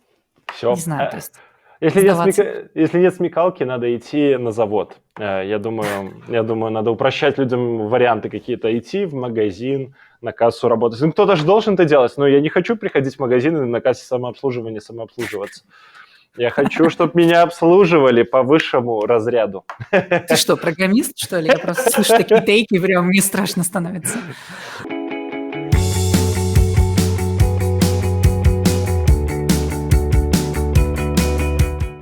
Я же подготовился. Боже мой. Знаешь, вот я здесь, когда я вписываюсь в коллектив, я на месте майора Пейна. То есть, типа, Да. О, ты знаешь про майора Пейна. Это конечно. здорово. Потому что у тебя нет ножек, Билли. У тебя их Паровозик, нет который никак. смог. Да. То есть я очень часто попадаю в новый какой-то коллектив и выработала какие-то, наверное, привычки. Я бы так сказала. Во-первых, первое, что не надо делать, это стараться что-то поменять. То есть нужно очень внимательно наблюдать, завести какой-то блокнотик, где нужно выписывать, что происходит вокруг. Кто есть кто с кем общается. Я так делаю, да, то есть типа как процесс выглядит, откуда задача куда попадает, сколько времени примерно делается. Я пытаюсь все записать, что вижу. То есть прям постоянно пишу. Вот у меня, например, когда я в Сбер пришла, первые 2 недели в основном лукморила, то есть старалась просто слушать. У меня было записи страниц на 13. То есть типа вот прям вот я такая, столько-то команд, столько-то проектов, такое взаимоотношение. Я пыталась записать вообще код, вот все вокруг. Это первое, что нужно сделать. Слушать внимательно и стараться вот, ну, минимум проявлять себя первое время. Потом, второе время, стараться предложить некие конструктивные изменения, если ты видишь их. То есть тебя очень сильно, ну, блядь, я сейчас описываю с точки зрения сеньора, деда какого-то, как себя вести. Ай, С да точки вот зрения же. Просто прийти и разговаривать с людьми, быть дружелюбным. быть И не стараться дружелюбным, быть умным. отзывчивым. То типа, да, просто показывать себя, не стесняться, стараться общаться, стараться любопытствовать. Это очень круто всегда, то есть Я не бы надо добавил... бояться. Это, Да. смотри, это как не собеседование тебя на позицию, на позицию блогера на канале. На самом деле, когда ты приходишь, достаточно просто быть глупым, задавать глупые вопросы, которые кажутся очевидными. А как у вас agile работает? Да? Как вы pull-реквесты делаете? Кажется, да, pull-реквесты у всех компаниях делают одинаково. А не факт, далеко не факт. Вот. Возможно, в этой компании кто-то что-то там придумал, хитро что-то такое, вот, или legacy какой-нибудь. Поэтому глупые вопросы – самое то для старта. И пока ты маленький и Да. глупый, это вообще идеальное сочетание глупых вопросов. Вот.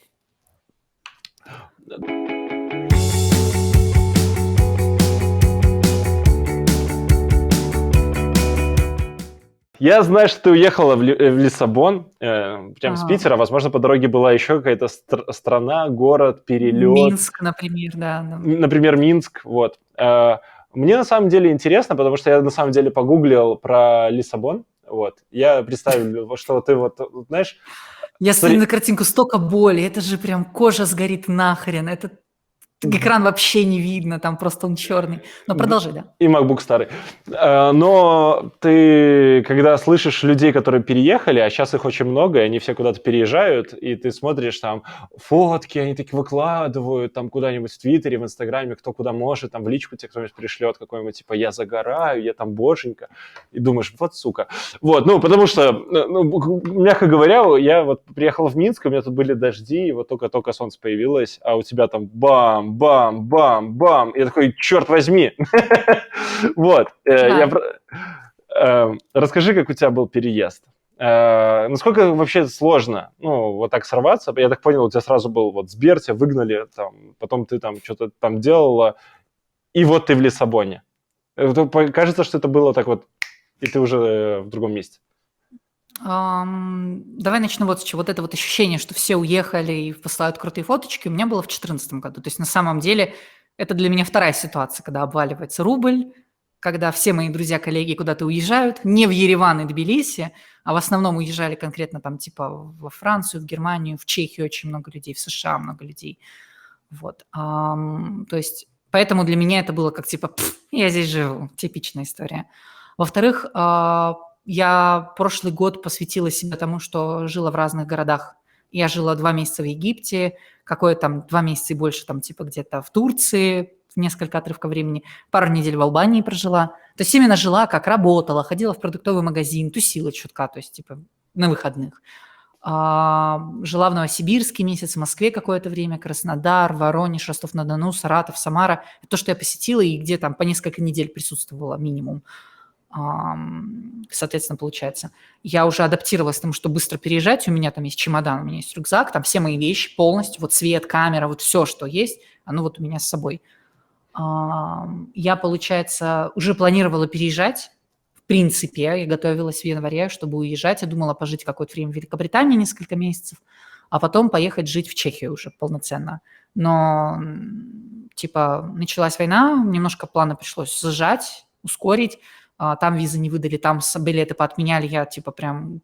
Как бы очень обидно, что деньги не возвращают как бы за билеты, мол, компании, авиакомпании такие типа, ну, слушайте, когда мы сможем в Россию платить, мы вернем вам деньги. Конечно, То есть, конечно. Они вообще хорошо устроились. Они хотим платим, хотим возвращаем, но клиент всегда несет все риски. Вот. Это так удобно. Вот. Мы можем делать все, что хотим.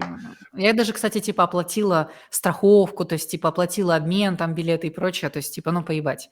Возврат просто не осуществляет, потому что русские карты заблокированы. Удобно.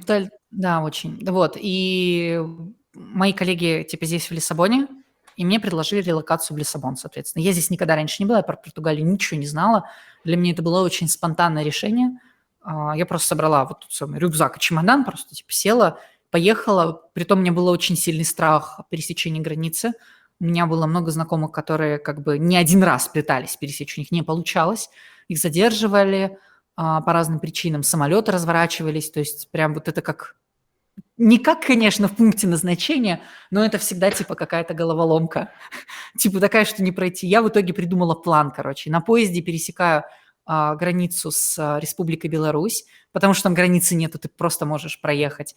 А белорусским пограничникам на русских как-то поебать. То есть, типа, они вот так, типа, иди, пожалуйста. То есть, чтобы вы понимали, когда я из Минска в Ригу ехала, и из Москвы в Минск, то есть, типа, меня никто даже не досмотрел багаж. Я могла там нести, типа, не знаю, наркотики прям, все, прям, типа, деньги там могли быть, что угодно. Мне никто не открыл, не посмотрел. Просто как бы белорусский, типа, пограничник такой, типа, здравствуйте. Я такая, здравствуйте. Протягиваю паспорт, ставят печать, и просто еду дальше. Через там 2 минуты у меня граница с Латвией. Там пограничник такая, приятная девушка, она такая спрашивает, она такая, как вы? И я такая, очень устала, очень плохо себя чувствую. Она такая, типа, просто ставят печать, и я просто еду. То есть все. Это вот так выглядело. При этом у меня вот такой мандраж был, такая тряска. Я такая, сейчас меня допросят, сейчас меня прижмут к стенке, расстреляют нахрен. Русских же убивают за пределами границ России. Черт подери. Притом, ну вот говоря про процесс релокации, я уже прилетела сюда, тут у меня все максимально дружелюбно, много людей, которые хотят общаться, все очень здорово, здесь есть чем позаниматься, как бы, типа прям вот супер. Есть какое-то небольшое IT-комьюнити, я уже была за вот прошедший месяц на 3 метапах, 3 метапа, то есть 3 метапа за месяц, вот так это выглядело. Вот, с кем-то как-то поперезнакомилась, какие-то чатики залетела, кто-то меня куда-то зовет, то есть, типа, что-то происходит, движ какой-то есть. Мне это нравится, и я, в принципе, довольна выбором. Здесь лучше, чем я предполагала. То есть я вот пытаюсь вспомнить, проассоциировать Ереван или, например, там, типа, Баку, я не знаю, то есть, типа, я такая, слава богу, я здесь, то есть, типа, здесь весело. То есть вот такая у меня ассоциация в голове. Я никогда не была, например, в Эмиратах, но мне кажется, там скучновато. Там Тут в основном все скучновато. торговые центры и, типа, в принципе, все. А здесь природа, тут потрясающая природа, тут безграничные возможности для того, чтобы, типа, там прям куча всего лицезреть. Здесь развитая инфраструктура, тут доставки тебе круглые сутки, еды, чего хочешь. Все очень комфортно с этим, прям суперски. Вот, а я вообще живу, типа, у меня охранник есть, если что, типа, там встретит курьера, все сделает. Я такая, типа, Ну, у тебя вообще классно выглядит вот этот дом, там скошенная крыша, все я на крыше живу, я на чердаке живу, да, типа. Прикольно, прикольно вообще. Но выглядит супер, на самом деле, то, что я вижу отсюда, прям мега круто. И по фоткам я же показывал Лиссабон. Ребята, запомните, вот у нее там снаружи выходишь, и вот так. У меня там снаружи, короче, огроменный готический собор, парк рядышком, 2 парка, вернее, даже. В одном уточки и черепашки есть. Вот, кстати, это буквально 3 минуты вниз. У меня здесь несколько спешл кофеин рядышком, тоже в пешей доступности. Я живу лучше, чем жила в Питере, то есть, типа, по ощущениям. Вот. С другой стороны, важно понимать, там ебучая жара, и я очень... То есть люди как-то ходят, им нормально, и многие, кто сюда приезжает, они любят тепло, а я ненавижу тепло. Типа я человек очень ночной, и у меня белая кожа, как бы мне больно, то есть мне на солнце больно и плохо. И как бы я пробовала работать на улице, если где-то в парке спрятаться, то комфортно, можно типа как-то тусить. Но если вот на пляжике, как было на фотке, у меня, кстати, был тоже такой образ в голове, я думала, это будет круто, я попробовала, в итоге нет, это пиздец. У тебя потом все жечь начинает, и тебе очень плохо. Надо привыкать к крему от загара, когда выходишь на улицу. Это да, это должна быть как привычка. Да. В Эмиратах я тоже долго привыкал, потому что я жил там в самое жесткое время, когда было 46 на улице. Там. Но я для Здесь себя... такой жары не бывает. Типа здесь гораздо холоднее, чем в Эмиратах. И я, знаешь, до чего дошел, что я подумал, пускай мне будет потно и душно, но я хотя бы не обгорю. Я ходил везде в байке с капюшоном. То есть я был максимально от солнца средний. Да, и пофиг было. Потому что я, будешь удивлен, я в Эмиратах не сгорел, я 3 раза простыл, я насморком болел, потому что ты гуляешь на улице, 46, заходишь в помещение, а там 20. Все такой перепад температур, что тебя просто нахер сносит с ног. Вот. И это очень тяжело, потому что приходится носить 2 комплекта одежды, такой прохладный, накинуть что-нибудь, там утеплиться как-то и...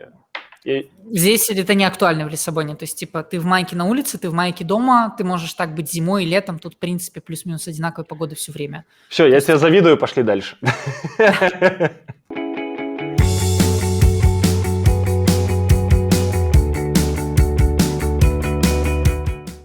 Про доверие к коллегам, да, потому что, у меня сложилось такое ощущение, а должно быть вот такое, то есть мне где-то вот так сложилось пока по разговору, что вот тут одинокая Василиса в темной комнате, но сейчас она светлая, в Лиссабоне уже вот так, да. Я вообще знаю, что есть хорошая лекция о нарциссических нарушениях личности с точки зрения Когута. Смотрите, Егор на меня набрасывает. Вот, запомните этот момент. Продолжай. Да, это лекция про самоощущение. И, чуть что, посмотрите, она интересная. Вот. Потому что основная причина вот наших сложностей и проблем с доверием, особенно в коллективах, насколько я знаю, она идет вот именно с детства. Насколько ты доверяешь своим родителям, близким, друзьям. Это вот, если ты рос в обществе людей, которые тебя там не обманывают, не манипулируют, не кидают тебя говном, и периодически там за спиной тебя не осуждают, когда ты получаешь двойные, тройные послания, тогда у тебя начинает все отлично складываться. Но если у тебя что-то шло не так, то начинаются вот эти как раз проблемы с доверием. А почему вообще мы эту тему закинули? Я просто так вот что-то думал, а при чем здесь доверие? Вот. Доверие – это важно. Меня просто триггерит на то, что я люблю про доверие рассказывать. Ну, смотри, просто чтобы ты понимал, очень важный момент. Я достаточно открытый человек, я очень дружелюбная, и как бы только для чужаков я очень острая. То есть, типа, если мы с человеком хоть немножко поработаем, я такая прям вообще мимими. У меня сейчас конкретно в моем текущем коллективе есть несколько... То есть я наняла, грубо говоря, 3 человека изначально. И они имели полную автономность, как и сейчас. И я супер рада, что вот просто примерно говорить, что мы делаем, и оно вот примерно как вот и происходит. И мне не нужно вникать, как-то еще чего-то. Если вижу, что что-то идет не так, я очень стараюсь конструктивно как-то подправлять, но я не вмешиваюсь и не контролирую. Это не очень про меня, мне кажется. При этом, допустим, у меня сейчас еще несколько коллег вышло, они пришли такие, так, мы все переписываем, вот это вот сразу, и я пытаюсь сохранить баланс между, да, хорошо, сделаем, как вы хотите, но, пожалуйста, давайте мы как-то не будем делать это еще целый месяц. То есть насчет доверия, опять-таки, типа, меня очень цепляет, как кто-то говорит, у тебя в детстве были какие-то проблемы или еще чего. У меня охуенное детство было, например, Давай, да, давай, интересно. то есть у меня заботливая мама и достаточно строгий, такой жесткий, я бы сказала, отчим. При этом, ну, дома, в принципе, была комфортная обстановка. То есть я бы сказала, что все было окей. У меня не было особо друзей, потому что у нас был очень большой социальный разрыв. Из-за того, что как бы у нас очень были разные увлечения, очень разные взгляды, и мое осознание такое, как оно и сейчас, оно, в принципе, такое же, как было у ребенка в 14 лет. То есть вот как я воспринимала мир, я считаю, что особо не поменялось в этом. Может быть, стала чуть более опытной, красивой, вот, а тогда была гадким утенком. Вот, при этом вот, то есть это сформировало социальность, то есть дистанцировало меня от сверстников. То же самое было в университете, когда у меня уже была работа или еще чего-то. То есть ребята рефлексировали на тему, как найти свою работу, вообще кому я нужен, когда у меня нет 3 лет опыта. То есть типа вот у меня был такой разрыв. Но это нивелировалось. После 23 лет я начала очень сильно социализироваться, как-то вот все сгладилось, многие вещи я поняла, пусть рационально, скорее, чем эмоционально, но поняла и типа стала как-то интегрироваться. С коллегами же у меня был уровень, когда у меня был более такой контролирующий тип, когда я типа деспотично старалась расписывать, что кто делает, как бы.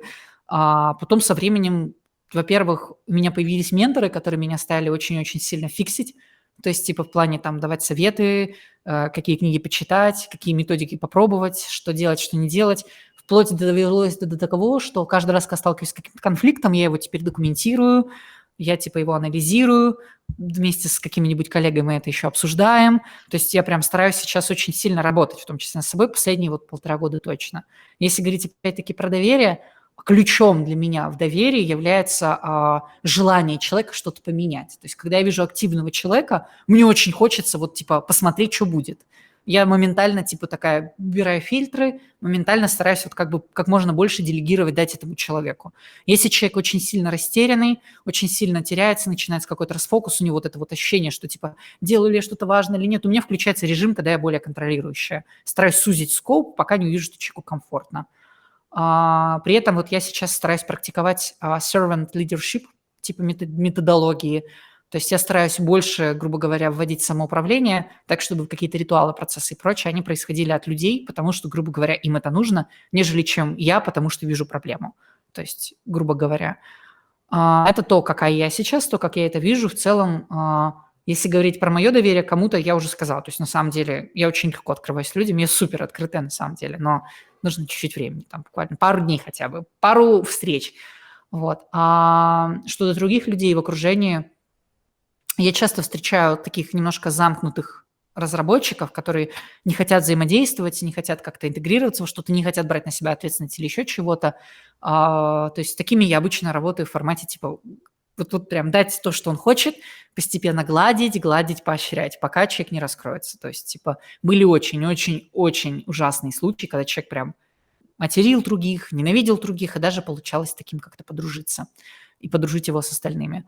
Про нарциссичность. Меня очень сильно привлекают нарциссы. То есть, типа, я сама чувствую, что я очень люблю внимание, мне оно супер нравится, и меня такие люди очень сильно привлекают. То есть я бы не соврала, если бы сказала, что половина моего окружения – это вот такие люди, то есть, типа, за пределами работы. То есть это какие-нибудь ребята, которые такие, типа, такие прям, Я очень радуюсь этому. И у таких людей очень все по-разному. То есть некоторые более замкнутые, и там доверие или дружба, или общение – это прям какой-то супер фантастический порог, как из как сюжет какой-то нужно пройти. Нужно кучу дерьма съесть.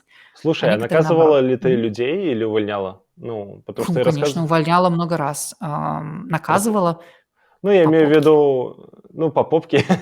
Ну, может, как-то, не знаю, люди провинились на работе, или Ну, как-то что-то сделали такое прям критически плохое, что его надо было как-то там осадить. Потому что пока ты рассказала историю, вот просто с моей стороны, она звучит как: я такая хорошая, ко мне приходят, я ей поглажу, я чуть что дам за не-не-не-не. ответственность, дам свободу. И люди такие просто ходят с кофе, такие: как классно с Василисой работать, просто, не знаю, вот Ну, давай все, так, что хочу. типа, я знаю только 2 людей, которые недовольны были работой со мной. Вот, вы их уже не найдете, их не встретите. Мы их закопали и сожгли, их больше нет.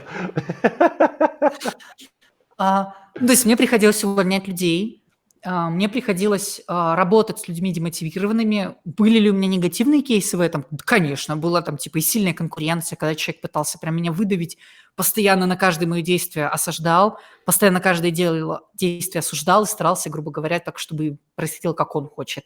И с таким человеком мне не получалось договориться, доводило все это прям, ну, вот конкретно был кейс, что это дошло до сильного конфликта, когда мы прям разосрались, нас просто развели по разным углам, и мы друг друга ненавидели. Вот. Когда нас развели по углам, через какое-то время мы даже начали чуть-чуть общаться. Вот стало все хорошо. Такое было. Я понимаю, почему это происходило. То есть, потому что я очень-очень-очень сильно хочу как можно скорее, чтобы все пришло к какому-то порядку. То есть, типа, когда кто-то Сразу. начинает как-то дестабилизировать сюда, то есть, типа, мне тяжело это как бы воспринимать. Я, как это, невротик, типа, чутка, наверное, в этом. Мы поговорили про Лиссабон, мы поговорили про доверие к коллегам, мы проговорили вот эту ситуацию. Так. Что тебя именно с доверием, ну просто я, извини, что перебиваю, так, чик. Извини, что перебиваю, но мне хочется узнать, а какие выводы ты сделал для себя, такие вот 2 основных вывода про доверие и работу с людьми? 2 основных вывода ну, наверное, во-первых, люди ошибаются, и ошибкам, ну, типа, нужно давать пространство и место. Это очень важно. То, чего раньше вообще не допускала, для меня было фатально, сейчас понимаю, это важно. Второе, наверное, что, ну, типа, я, наверное, понимаю, что в карьере не встречала злых или плохих людей. То есть, типа, просто были ситуации в первую очередь. То есть вот обезличивание, происходит конфликт, ведь человек ведет себя как страшнейшее дерьмо, но это происходит не потому, что сам человек такой, а ситуация, вот факторы, окружение к этому приводят. Это две вещи, которые у меня вот такие крупнейшие инсайты, я бы сказала. Да. А получается разрывать вот человека и вот эту вот ситуацию, типа злиться на ситуацию, а не на человека? Знаешь, это очень тяжело. Типа вот прям вот в Сбере, когда вот все это происходило, я прям понимаю, что мне человек просто... Короче, происходит пиздец, но я иду пить пиво и понимаю, что мне нормально. То есть, типа, я такая, блин, я понимаю, это просто ситуация такая. То есть, типа, это вот... Все это произошло, потому что это бизнес, грубо говоря. Это тяжело, я бы так скажу. Но это нужно, и я бы хотела, чтобы это было легче для меня. Вот. Принято. Хороший ответ, четкий на 2 поставленных рандомных вопроса.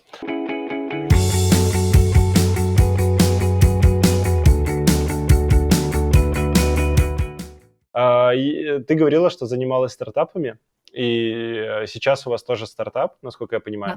Да. И ты говорила про 1,5 проекта, что их у тебя 1,5 сейчас. Вот. Да. И я знаю, что ты тоже вот говорила и про хакатоны, и что надо там вот пройти через всякое дерьмо с человеком. Вот. И я решил поговорить немножко про стартапы. Так, типа, резко переключиться на стартапы и пробежаться Давай. по каким-то кей-поинтам, назовем это так. Потому что часто в стартапах, когда я к кому-то прихожу, они сразу начинают рассказывать, что они сейчас изменят мир. Мы делаем инструмент, мы делаем невероятную библиотеку, и она изменит мир. Вот. Маленькая вещь, но очень-очень нужная всем. И как ты думаешь, как ты думаешь просто про вот стартапы в таком ключе? Я имею в виду, насколько они реально могут что-то поменять, и насколько сложно запустить стартап, который что-то меняет, на твой взгляд? Давай вот начнем с определения слова «стартап», Давай. потому что у Что многих это людей для есть тебя? сильное разночтение. Стартап – это не маленькая команда или компания. Стартап – это Компания– это бизнес, который готовится к взрывному росту, то есть, типа, который готов делать показатели x10, x20, x100, условно говоря. Если ты не хочешь делать x100, то есть, типа, ты не собираешься вот поменять мир, условно говоря, да, то ты не стартап, ты просто компания, может быть, маленькая компания, крохотная. Вот, это важно. То есть это вот для меня важно, грубо говоря, с точки зрения терминологии. Второй момент. Каждый стартап, который мы запускали, конечной целью своей ставил вот сделать так, чтобы мир выглядел по-другому. И иногда это просто был секс. Это какие-нибудь тулзы для гейминга, чтобы крипту интегрировать в игры. Результатом, если бы это получилось бы, мы бы увидели вообще другую игровую индустрию, совершенно другую ее картинку. Иногда мы запускали какие-то совершенно иные системы, там, типа анализа маркетинга для помощи продвижения, то есть там прям вот нейромаркетинг на бытовом уровне. То есть представь себе, ты делаешь видос, вот прямо сейчас, да, типа ты выкидываешь его специальному скрипту за небольшую сумму, и в ответ получаешь четко, что нужно убрать, что нужно оставить, чтобы это видео, оно было максимально виральным, максимально запоминалось, было максимально ярким. Прикинь такую толзу, это же прям может все поменять. Ты мне, Каждая ты, собака... ты мне, ты мне говоришь, извини, что перебиваю, мне просто, ты всегда говоришь так эмоционально, и мне не хочется перебивать, я специально Давай, говори, перебиваю, давай. чтобы вклиниться хоть чуть-чуть. Ты говоришь, и я в голове рисую, я такой, типа, ну да, такую программу можно сделать, которая видео нарезает. Там же есть правила, там есть вот эти перипетии, тут их можно Ни там вот хрена, тут вычислять. речь про нейромаркетинг. Реальные люди подключены специальным девайсом, дешевым девайсом. Они смотрят твое видео, и на основании этого собирается условно типа... Бля, что ты смеешься? Это была гениальная идея, она могла изменить мир. Это существует, только оно очень дорогое. То есть такой процесс... Умные вибраторы бы могли изменить мир. Видишь, о чем я говорю? То есть, типа, вопрос того, что может поменять мир. Какая-то идея или какое-то движение. Это важно, не является неотъемлемой частью. Если ты в эту идею не веришь, если ты такой, типа, мэх, то есть, типа, если ты не понимаешь, что ты делаешь, тебе не место в стартапах. Если ты не заражаешься такими вещами, не хочешь что-то подвигать, потолкать, то камон. Вот, например, мой текущий стартап, да, то есть, типа, это вот наша конечная цель, как философия, как миссия, да, типа, сделать так, чтобы вот платить зарплату в крипте было круто и легко, и все это могли сделать. И с точки зрения legal, и с точки зрения технической, вот берешь пластиковую карточку, а у тебя вот туда, короче, типа крипта сыпется сразу же, и все вообще изи. Бесшовно абсолютно. Подписываешь контракт, и все прозрачно. Вот. И это круто, это может многое поменять. Именно поэтому я этим занимаюсь. А не, типа, скажем, там, сделать дашборд в каком-нибудь сервисе, чтобы там 3 клиента могли увидеть какую-нибудь аналитику по какому-нибудь там, типа, событию. Типа, потому что, почему бы нет? Как еще, типа, заставить себя работать, если ты делаешь что-то незначимое? Стартап очень крут для людей, которые хотят что-то большое сделать. При этом, понятное дело, что эти амбициозные цели, они очень недостижимы по своей сути, просто в этом их цель. И когда ты приходишь, тебе нужно готовиться к тому, что вы провалитесь. Априори вы идете, вот все, вы уже провалились. Ты делаешь все возможное, чтобы этого не допустить, но ты принимаешь тот факт, что как бы это не сработает. Я так делаю, как минимум. Это А мне не помогает нравится мне такая философия. Я тебя вот слушаю, я понимаю, что я бы с такой философией в стартапы бы не полез. Я иду в стартапы именно победить. Вот, ну, то есть я придумаю миллион способов победить конкурентов. То есть я часто изучаю слабые стороны конкурентов, которые есть на рынке, и смотрю, как бы их можно было бы просто выгнать с рынка. То есть у меня изучение стартапов происходит, типа, какие есть конкуренты, как их можно вытеснить. Какой надо такой... Я тебе скажу, что это очень здорово. И изначально, когда я так вот смотрела на все окружающее, я сталкивалась потом с тем, что все заканчивалось рано или поздно, и по разным причинам каждый раз. Это карточный домик всегда, хрупкий очень. И это было очень травматично, и чтобы как бы в следующий раз вот войти в стартап и прям вот получить кайф, но при этом защититься от негатива, который будет потом, я смотрю на это очень-очень объективно. То есть я сделаю все возможное, чтобы это случилось? Да. Случится ли оно? Скорее всего, нет. И это круто. Круто, что у нас есть это время, которое мы проведем вместе и попробуем это сделать. Ради этого мы все это и делаем. Здорово, здорово. Мне понравился твой ответ, пояснение твоей философии. Это на самом деле имеет место быть. Класс. Давай еще парочку интересных моментов. У меня на самом деле 5 заготовочек про продукты и стартапы. Короче, есть такие продукты, которые резко становятся большими компаниями. Вот как раз вот те стартапы, которые смогли. Паровозик, который смог. Да. Вот. И на самом деле они зачастую настолько тупые, что люди такие, бля, ну, знаешь, такие стартаперы сидят, такие, бля, ну, камон, ну, мы же там делали такую ого-го, а эти ребята ничего не сделали, ну, не знаю, там. Ну, например, примером такого стартапа будет, например, вот это вот marketplace для NFC, да, который просто marketplace. Там просто NFC. Какой мы? Типа про OpenSea, про OpenSea, Rarible? да. Он же простой, то есть его несложно написать. Он и небольшой. Ну, то есть, Да, типа... да. Но он нормально Фишка в выстрелил. том, что успех это совокупность факторов. Простота или сложность техническая – это один из этих факторов. То есть я бы так сказала, в большинстве своем роляют связи, маркетинг, по большому счету, действительно роляют вещи, связанные с позиционированием, акцентированием внутри фич. То есть если ты приходишь в продукт, он реально решает твою проблему, ты поебать сколько там фич, поебать на какой он сложный, он решает твою проблему. То есть, типа, это главное. Даже он может быть неудобный. Ну, то есть, камон, Uber был пиздецки неудобным. Uber все еще, я бы сказала, очень неудобный. Но он решал проблему, притом очень просто решал.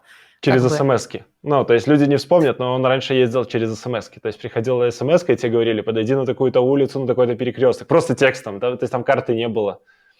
Вот, просто текста. Люди такое не вспомнят и скажут, как я таким не пользовался. Ну, изначально это была прорывная идея. Не нужно было звонить, скажем так, типа, зная номер локал, типа такси. Это напоминает что-то из Саус Парка, когда там Гаррисон изобрел колесо, на котором люди ездили такие. Это было лучше, чем самолет. Это близко, да. Вообще, то есть, типа, вопрос простоты – это всегда, знаешь, это как ошибка выжившего. То есть ты наблюдаешь, ты видишь стартап, и он простой, и ты так, типа, начинаешь ломать голову, блин, а мы делали что-то более крутое, более сложное, мы не взлетели. И ты делаешь выводы, просто акцентируя внимание на вот какой-то фактор, который тебе виден. Да, я как раз вот про это и хотел подвести, вот эта мысль как раз к этой теме, что изучаешь ли ты конкурентов, другие стартапы, вот этих выживших или покойников? Конечно.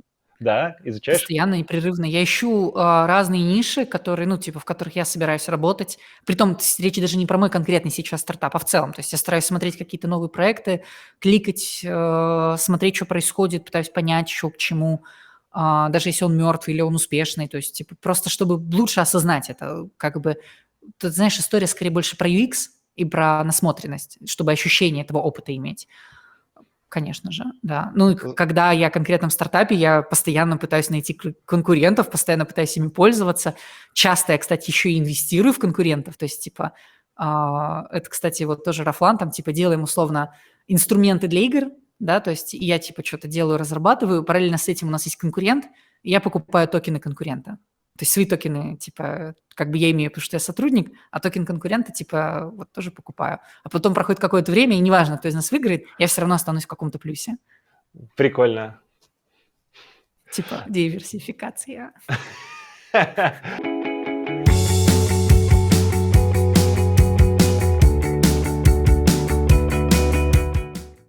Короче, есть такая тема, потому что вот я подвел тебя к мысли о том, что важно просматривать конкурентов, пользоваться конкурентами, изучать конкурентов, быть на рынке.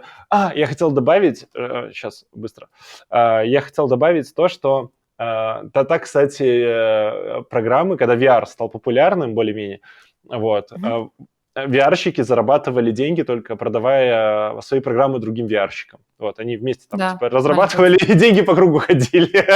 Вот, это была такая вот маленькая ниша, где все просто друг с друга донатили. Крипту напоминает, по сути. Да.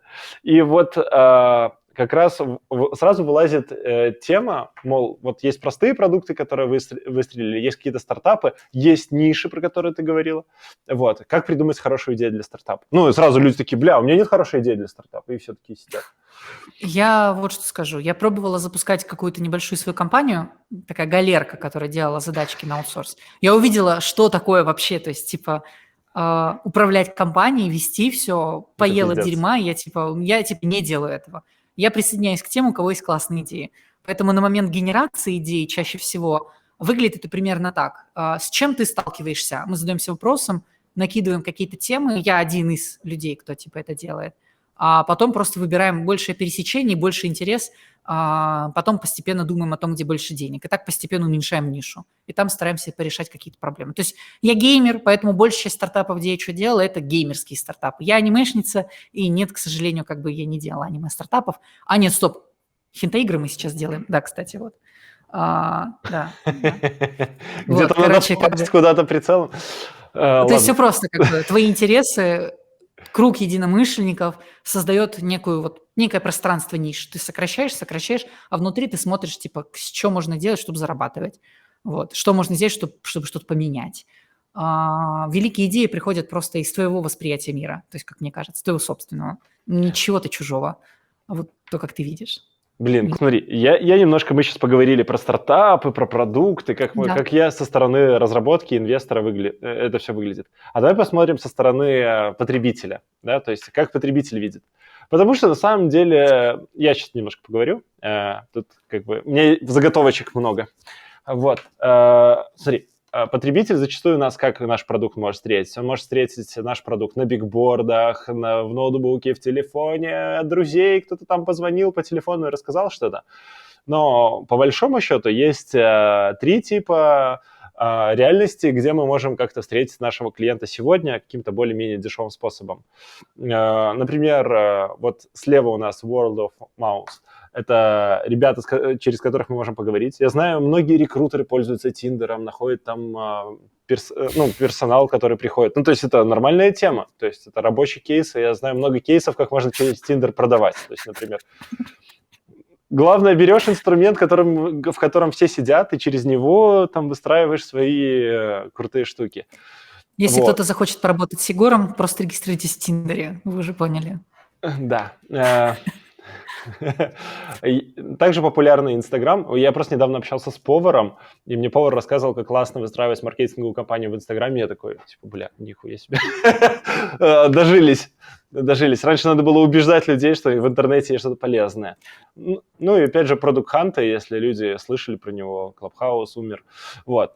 Есть вот, например, Invites. Да, это когда мы можем с человеком как-то пересечься, поговорить или поколлаборировать.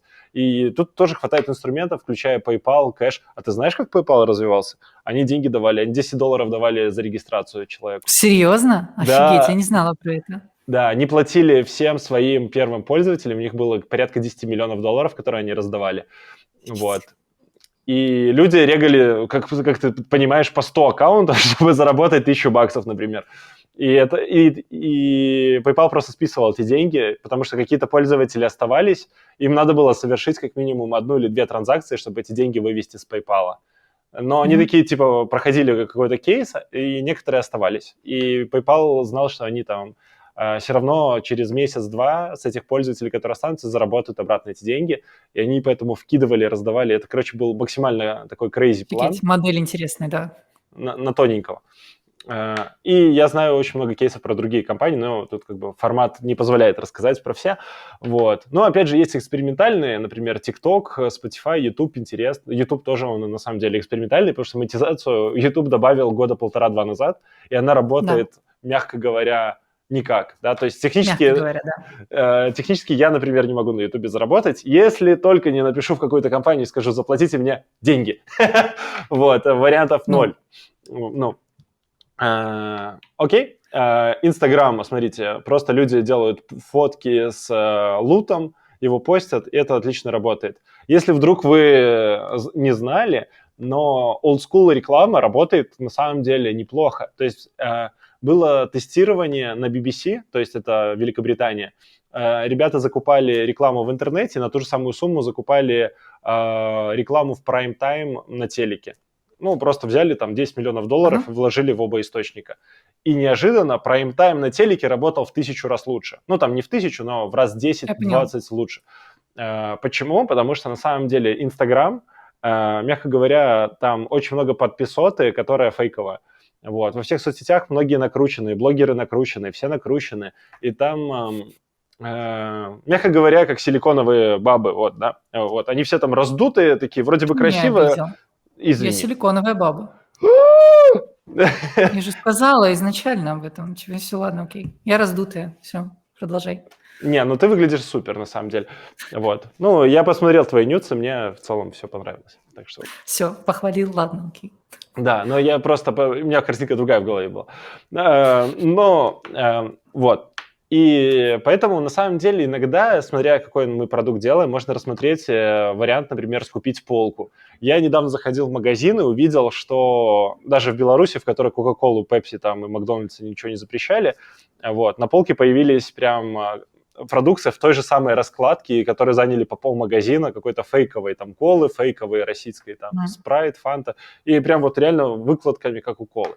И это выглядит просто, ну, прям, типа, чё... Но люди будут покупать, потому что в магазине места не осталось для другой продукции.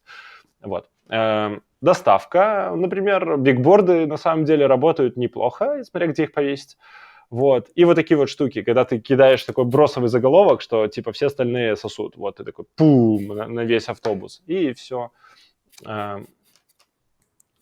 Или на пути следования. Например, опять же, вернемся к PayPal, и когда еще был X.com, они друг напротив друга офисов, у них через дорогу были офисы, X.com с Илоном Маском и PayPal со всеми остальными пацанами.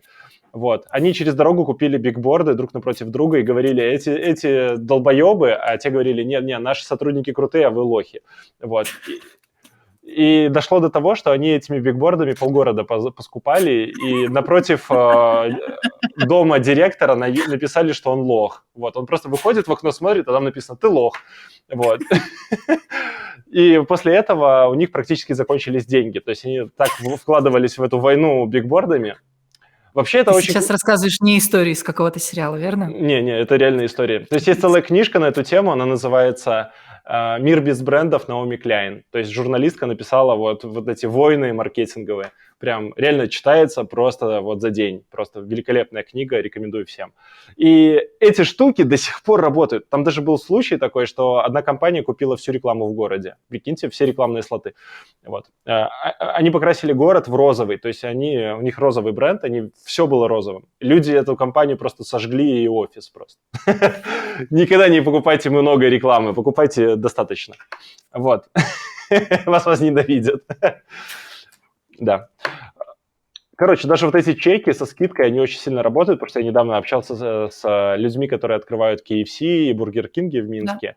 Они сказали, вот акции, когда там 2 по 2, 3 по 3, 5 по 5, да, они приносят им основную кассу. То есть они в этот момент просто тестируют все свои процессы, смотрят, как все работает, отлаживают, зарабатывают, и все. Потом они убирают акцию, а воронка все еще работает какое-то время, и они прям делают деньги.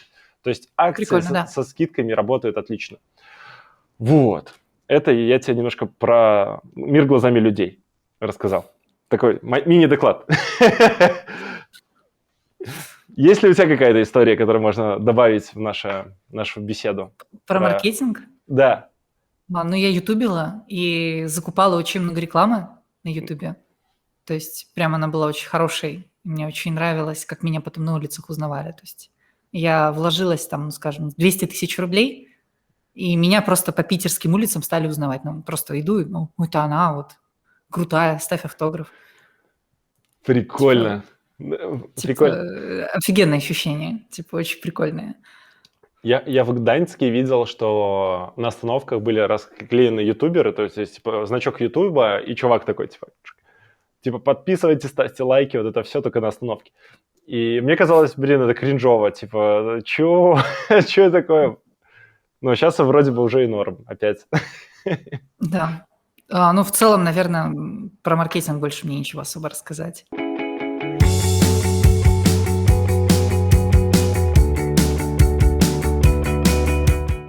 Вот, как узнать, что продукт-маркет-фит я поняла, он меня собеседует. Я поняла, короче, все. Это типа доклад и собеседование. Доклад и собеседование. Да, но... Давай конкретнее, то есть, типа, эта тема, она очень Давай, общая. Давай. Я подготовился, я знал, что ты так скажешь, поэтому я подготовился более конкретнее, да? Что такое препродукт? Смотри, получается, на уровне, когда у тебя есть какая-то идея, она должна сформулироваться в некую гипотезу, то есть в некое вот что-то вот такое, что можно проверить, грубо говоря, что можно ощутить. И ты можешь эту гипотезу очень по-разному потрогать. Можно, грубо говоря, исходить через customer development. То есть как бы это, ты ходишь по людям и такой, типа, смотрите, вот у нас мог бы быть такой продукт, вот как бы вот он вам был бы, и опрашивать людей, условно говоря, утрированно, проверять, вот, как они реагируют на это все, за что они сильнее цепляются, в зависимости от их реакции постепенно менять это предложение. Давай. Да, но вопрос в том, как узнать, что ты вот как... Мы про Product Fit говорим. Вот это вот... Есть такой волшебный термин у стартаперов, Product Market Fit. Да. Вот когда ты какую-то потребность закрываешь. Ну, вот это вот продукт полезный. Когда ты понимаешь, что продукт полезный. Подожди, у нас лекция или нет? Последовательно, как бы для начала тебе нужно Давай. идею превратить в гипотезу, типа, потом эту гипотезу нужно как-то обрапировать в целом. У тебя есть поверх этого дальше, после того, как ты понимаешь, что есть какая-то ниша, есть какая-то уже более-менее что-то сформулированное, ты ищешь конкурентов, потом ты начинаешь искать показатели конкурентов на рынке, ты пытаешься просто подщупать рынок тот самый, сколько там всего пользователей, какие есть бизнес-модели, ты их анализируешь, выписываешь, ты начинаешь понимать примерно, ага, вот есть рынок, там все, не знаю, там 2 миллиона пользователей, да, там типа рынок там где-то 5 миллионов долларов, у нас типа примерно есть 2 крупных игрока, они поделили там 30 на 70, и типа ты потом, грубо говоря, пытаешься понять, сколько от этой доли ты сможешь забрать, за какое время, за счет чего, какое у тебя будет конкурентное преимущество и прочее, прочее, прочее. Ты эти цифры формулируешь, и вот это вот все у тебя какой-то комплексной гипотезой типа становится такой большой. А дальше ты типа запускаешь, например, MVP, то есть, типа, и пытаешься понять, твоя гипотеза сходится с реальностью, получается у тебя отъедать эти доли рынка или не получается. Если нет, что, скорее всего, так, тебя нет, ты начинаешь, грубо говоря, переформулировать свою гипотезу, начинаешь анализировать, что и где ты ошибся. Может, рынок на самом деле больше или меньше, может быть, ты неправильно доли, типа, как-то рассчитал. Перед цифры меняешь немножко стратегию, возможно, даже пивотишься, то есть, типа, все еще в этой нише, но уже по-другому начинаешь работать. Вот у нас, например, было такое, что мы в стартапе там по 3-4 пивота делали, то есть, типа, в одной и той же Что нише. такое пивот для людей? Пивот – это как бы ты берешь и разворачиваешь бизнес-модель. То есть, по сути, ты делаешь другой стартап, если очень утрированно. По-другому зарабатываешь. Другая модель, другая фича, по-другому можно, типа, то есть меняешь кардинально вот, типа, какой-то корень, грубо говоря. И, типа, для стартапа важно вот, типа, постоянно себя вот фитить, потом смотреть реальность ожидания, расхождение, в чем заходится, и немножечко корректироваться. То есть, типа, если ты этого не умеешь, то есть любой дебил может придумать классную идею. Любой дебил может взять, там, залить кучу денег и какую-то долю съесть. Это вообще не требует навыков, это легко. Но вот способность правильно почувствовать обратную связь от рынка, правильно заранее увидеть цифры, заранее, типа, предугадать, как ты будешь двигаться, и увидеть, потом собрать реальную какую-то аналитику, и потом на основании нее как-то сдвинуться влево-вправо, это самое главное по своей сути. То есть это отличает стартапера от нестартапера, грубо говоря. Здорово. Ну, честно, вот, получилась лучшая лекция. Это просто мастер-класс от Василисы Версус. Подписывайтесь, ставьте лайки. Вот. А мы дальше поговорим про Product Fit. Бум. Смотри, на самом деле я тоже подумал, ну, наверное, продукт должен быть как минимум заметен, да, то есть ты вышел с таким же продуктом, как у всех, вообще один в один, ну, наверное, как-то, вот как сейчас появились эти российские клоны Инстаграма, российские... Да-да-да. Русграм. Русграм, да. Это, ну, он заметен, потому что его пиарят все, вот, просто все его обсуждают, но пользоваться им будет сколько там? Бабуля. Вот. Также люди как минимум должны хотеть за это платить. То есть я знаю стартаперов, ну, у меня есть категория таких друзей, которые делают... Которые вот вопрос денег, типа, остается, ну, типа, будут люди, потом будут деньги. Наверное, Павел Дуров такой. Он такой, сделаем там, блядь, будет мессенджер, пускай будет социальная сеть, потом как-нибудь заработаем. Ну, вот прошли много-много лет, 7, там, 8. У нас еще есть постпродукт. То есть вот один момент, когда мы продумываем саму идею, ну, то есть вот это вот, тестируем гипотезы, проверяем варианты, еще что-то. А другое, у нас есть уже готовый продукт. Ну, то есть у нас какая-то, может быть, фаза, да, то есть мы напивотились уже достаточно, и вот мы теперь уже поняли, что вот, типа, модель прибыльная, все окей. Да. Типа... И тогда мы начинаем сталкиваться с ретеншеном, как мы этих пользователей будем удерживать. Ну, у нас может быть бизнес-модель, что у нас пришли пользователи, ушли пользователи, пришли пользователи, ушли пользователи. И мы зарабатываем вот на вот этом промежутке. Да, то, что какие-то люди мимо нас проходят. Но мы тогда должны либо очень много пользователей пропускать, либо очень неплохо... Или иметь механизм для их поиска, да, верно. То есть, да, это дорогой вариант. Да, это как хлеб продавать. Вот. Либо у нас могут быть, например, конкуренты. Например, наш продукт, вот мы там на синей линии находимся, и мы потихонечку, удерживая клиентов, выравниваемся и улетаем в космос. А люди, которые упускают клиентов, они падают вниз. Тут теперь мини-лекция такая. Что можно еще сделать, чтобы улучшить продукт? На самом деле думать о том, как можно этот продукт проскейлить. Ну, часто в стартапах слышно слово scale. Мы будем масштабироваться, мы будем там... Наймем в 2 раза больше сотрудников, например. Ну, типа, как бы тоже масштабирование, почему нет? Можно и так масштабироваться. Вот. Короче, прикиньте, если вы подсадили на ваш продукт, как вот в примерах с KFC с купонами, а потом вы такие говорите, ну все, мы закрываемся. Или такие, в смысле, я так люблю курочку в KFC, в смысле вы закрываетесь? Вот, если вы в такую ситуацию пришли, ну, вы сделали классный продукт. Вот. И вот то, на что я часто слышу... О чем мечтают, по большей степени. Да, о чем мечтают, о чем чаще всего спичат спикеры стартапов, инвесторам и так далее. И почему многие стартапы работают без монетизации, то есть они не включают монетизацию, они говорят, мы в бете, мы еще что-то, потому что они говорят, будет экспоненциальный рост. Они прячут все цифры, фейкают их как могут, потому что сейчас будет рост. Вот еще чуть-чуть, еще 5 лет, еще 7 лет. К примеру, Google карты в таком экспоненциальном росте были 7 лет. Они 7 лет были как стартап, который не приносит денег, убыточный. 7 лет Google картам. Вот. А потом они придумали, как зарабатывать. Так что вот это то, о чем чаще всего говорят, а про все остальные пункты никто обычно не говорит. И еще рост за счет денег. То есть вот пример с PayPal. Если я знаю, что я заплачу моему клиенту, просто вот возьму деньги вместо рекламы, заплачу прямо клиенту, ну, например, то этот клиент все равно принесет мне по итогу больше, то мне выгоднее платить клиенту деньги. Вот. И тогда вот вы начинаете думать про там, карточки вот эти, которые кэшбэк, да? Банк с кэшбэка очень неплохо зарабатывает, именно банк. Поэтому банку это выгодно. Ну, если вдруг, вы думаете, деньги из воздуха берутся, вот мне 4% банка возвращается. Это типа, это часть рекламной кампании. Да, для лохов. Вот. И ну, вообще пунктов 7 таких основных. Мы уже на 5-м, так что еще чуть-чуть подержитесь, ребята, еще 2 секундочки. Ну, грубо говоря,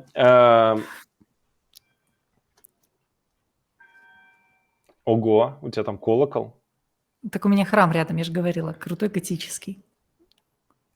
Играет музыку иногда. Короче, грубо говоря, если ваша прибыль больше ваших расходов, вы достаточно прибыльны. Но тут вопрос времени, да, то есть зачастую инвесторы и ребята, с кем я общался, они смотрят показатель, чтобы он был больше 30%.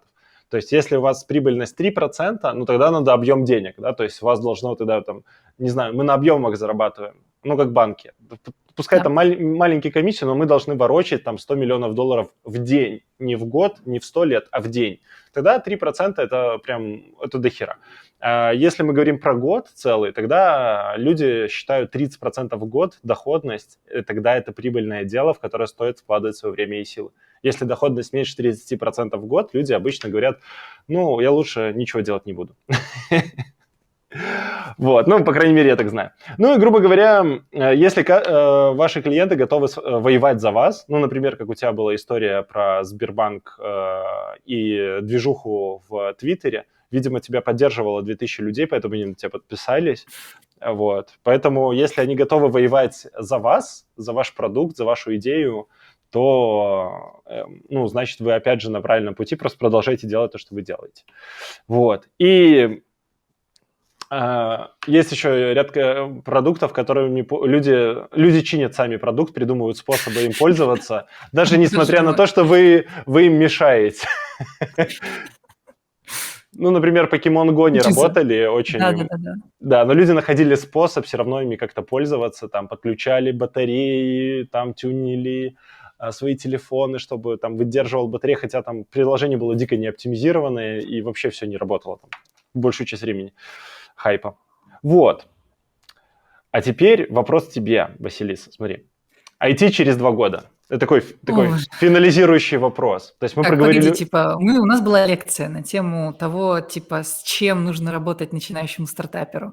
Да. Дай выдохнуть и, типа, давай сделаем здесь какие-то выводы. Зачем сейчас человек это посмотрел? То есть, типа, вот он такой...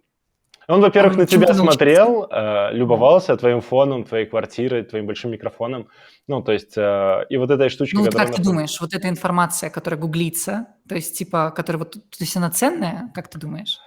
Смотри, я думаю, что для человека информация, которая гуглится, она не ценная, ценен наш разбор. То есть мы очень долго рассказывали про вот эти карьерные взлеты, про то, что у нас была целая предыстория твоих взлетов, падений, твоих каких-то стартаперских начинаний. Да. Ну и вообще, многие в IT, так или иначе, я почему это люблю эту стартап-тему засовывать, потому что многие в IT как и у тебя, у них не один проект, у них еще чуть-чуть там есть. И еще есть какой-то там полустартап или там дружеский Но не какой-то. хватает компетенции или способности все это довести. Есть Да, такое. да, и люди такие, я запущу стартап и буду как Стив Джобс. Поэтому мы начали со Стива Джобса, вот этих ребят, которых там распиарили, и люди на них равняются. Но эти ребята никогда не были айтишниками. Но люди на них равняются и такие, я сейчас буду сидеть в гараже, буду делать свой стартап, но они упускают этот product market fit как минимум. Они вот не доходят до гугления вот этой простой информации, на чем можно Да. было бы сфокусироваться. Потому что это неинтересно. То есть это же Да, очень простой ответ. Это неинтересно. То есть интересно, ну знаешь, как вот ты приходишь и так типа показатели растут на фоне там типа у тебя пинг идет, короче, и ты такой типа ага, резко куча девушек, денег, там типа машина прям въезжает такая в твой гараж супердорогая, все такое моментальное. Это круто, это кино. В реальности, конечно же, у тебя подавляющее большинство это communication gap и всякие, очень много проблем с коммуникациями, чуть-чуть вот типа стартапа, продукта, чуть-чуть технологий где-то там. То есть, типа, и по большей степени это нетворкинг как тебя с партнерами, с инвесторами, еще с кем там, типа, так и нетворкинг как бы внутри у тебя, вот, ну, что происходит с коллегами. Уж соцоблядство. да, и люди в это не верят. Вот. Тут у меня есть целый канал про это, и люди не верят, что вот это вот социоблядство – это очень важная тема. Вот. Поэтому видишь, как мы это все подвели? Так Хорошо, что да. хорошо, что нам гуглящаяся информация в интернете помогла это сделать. Окей.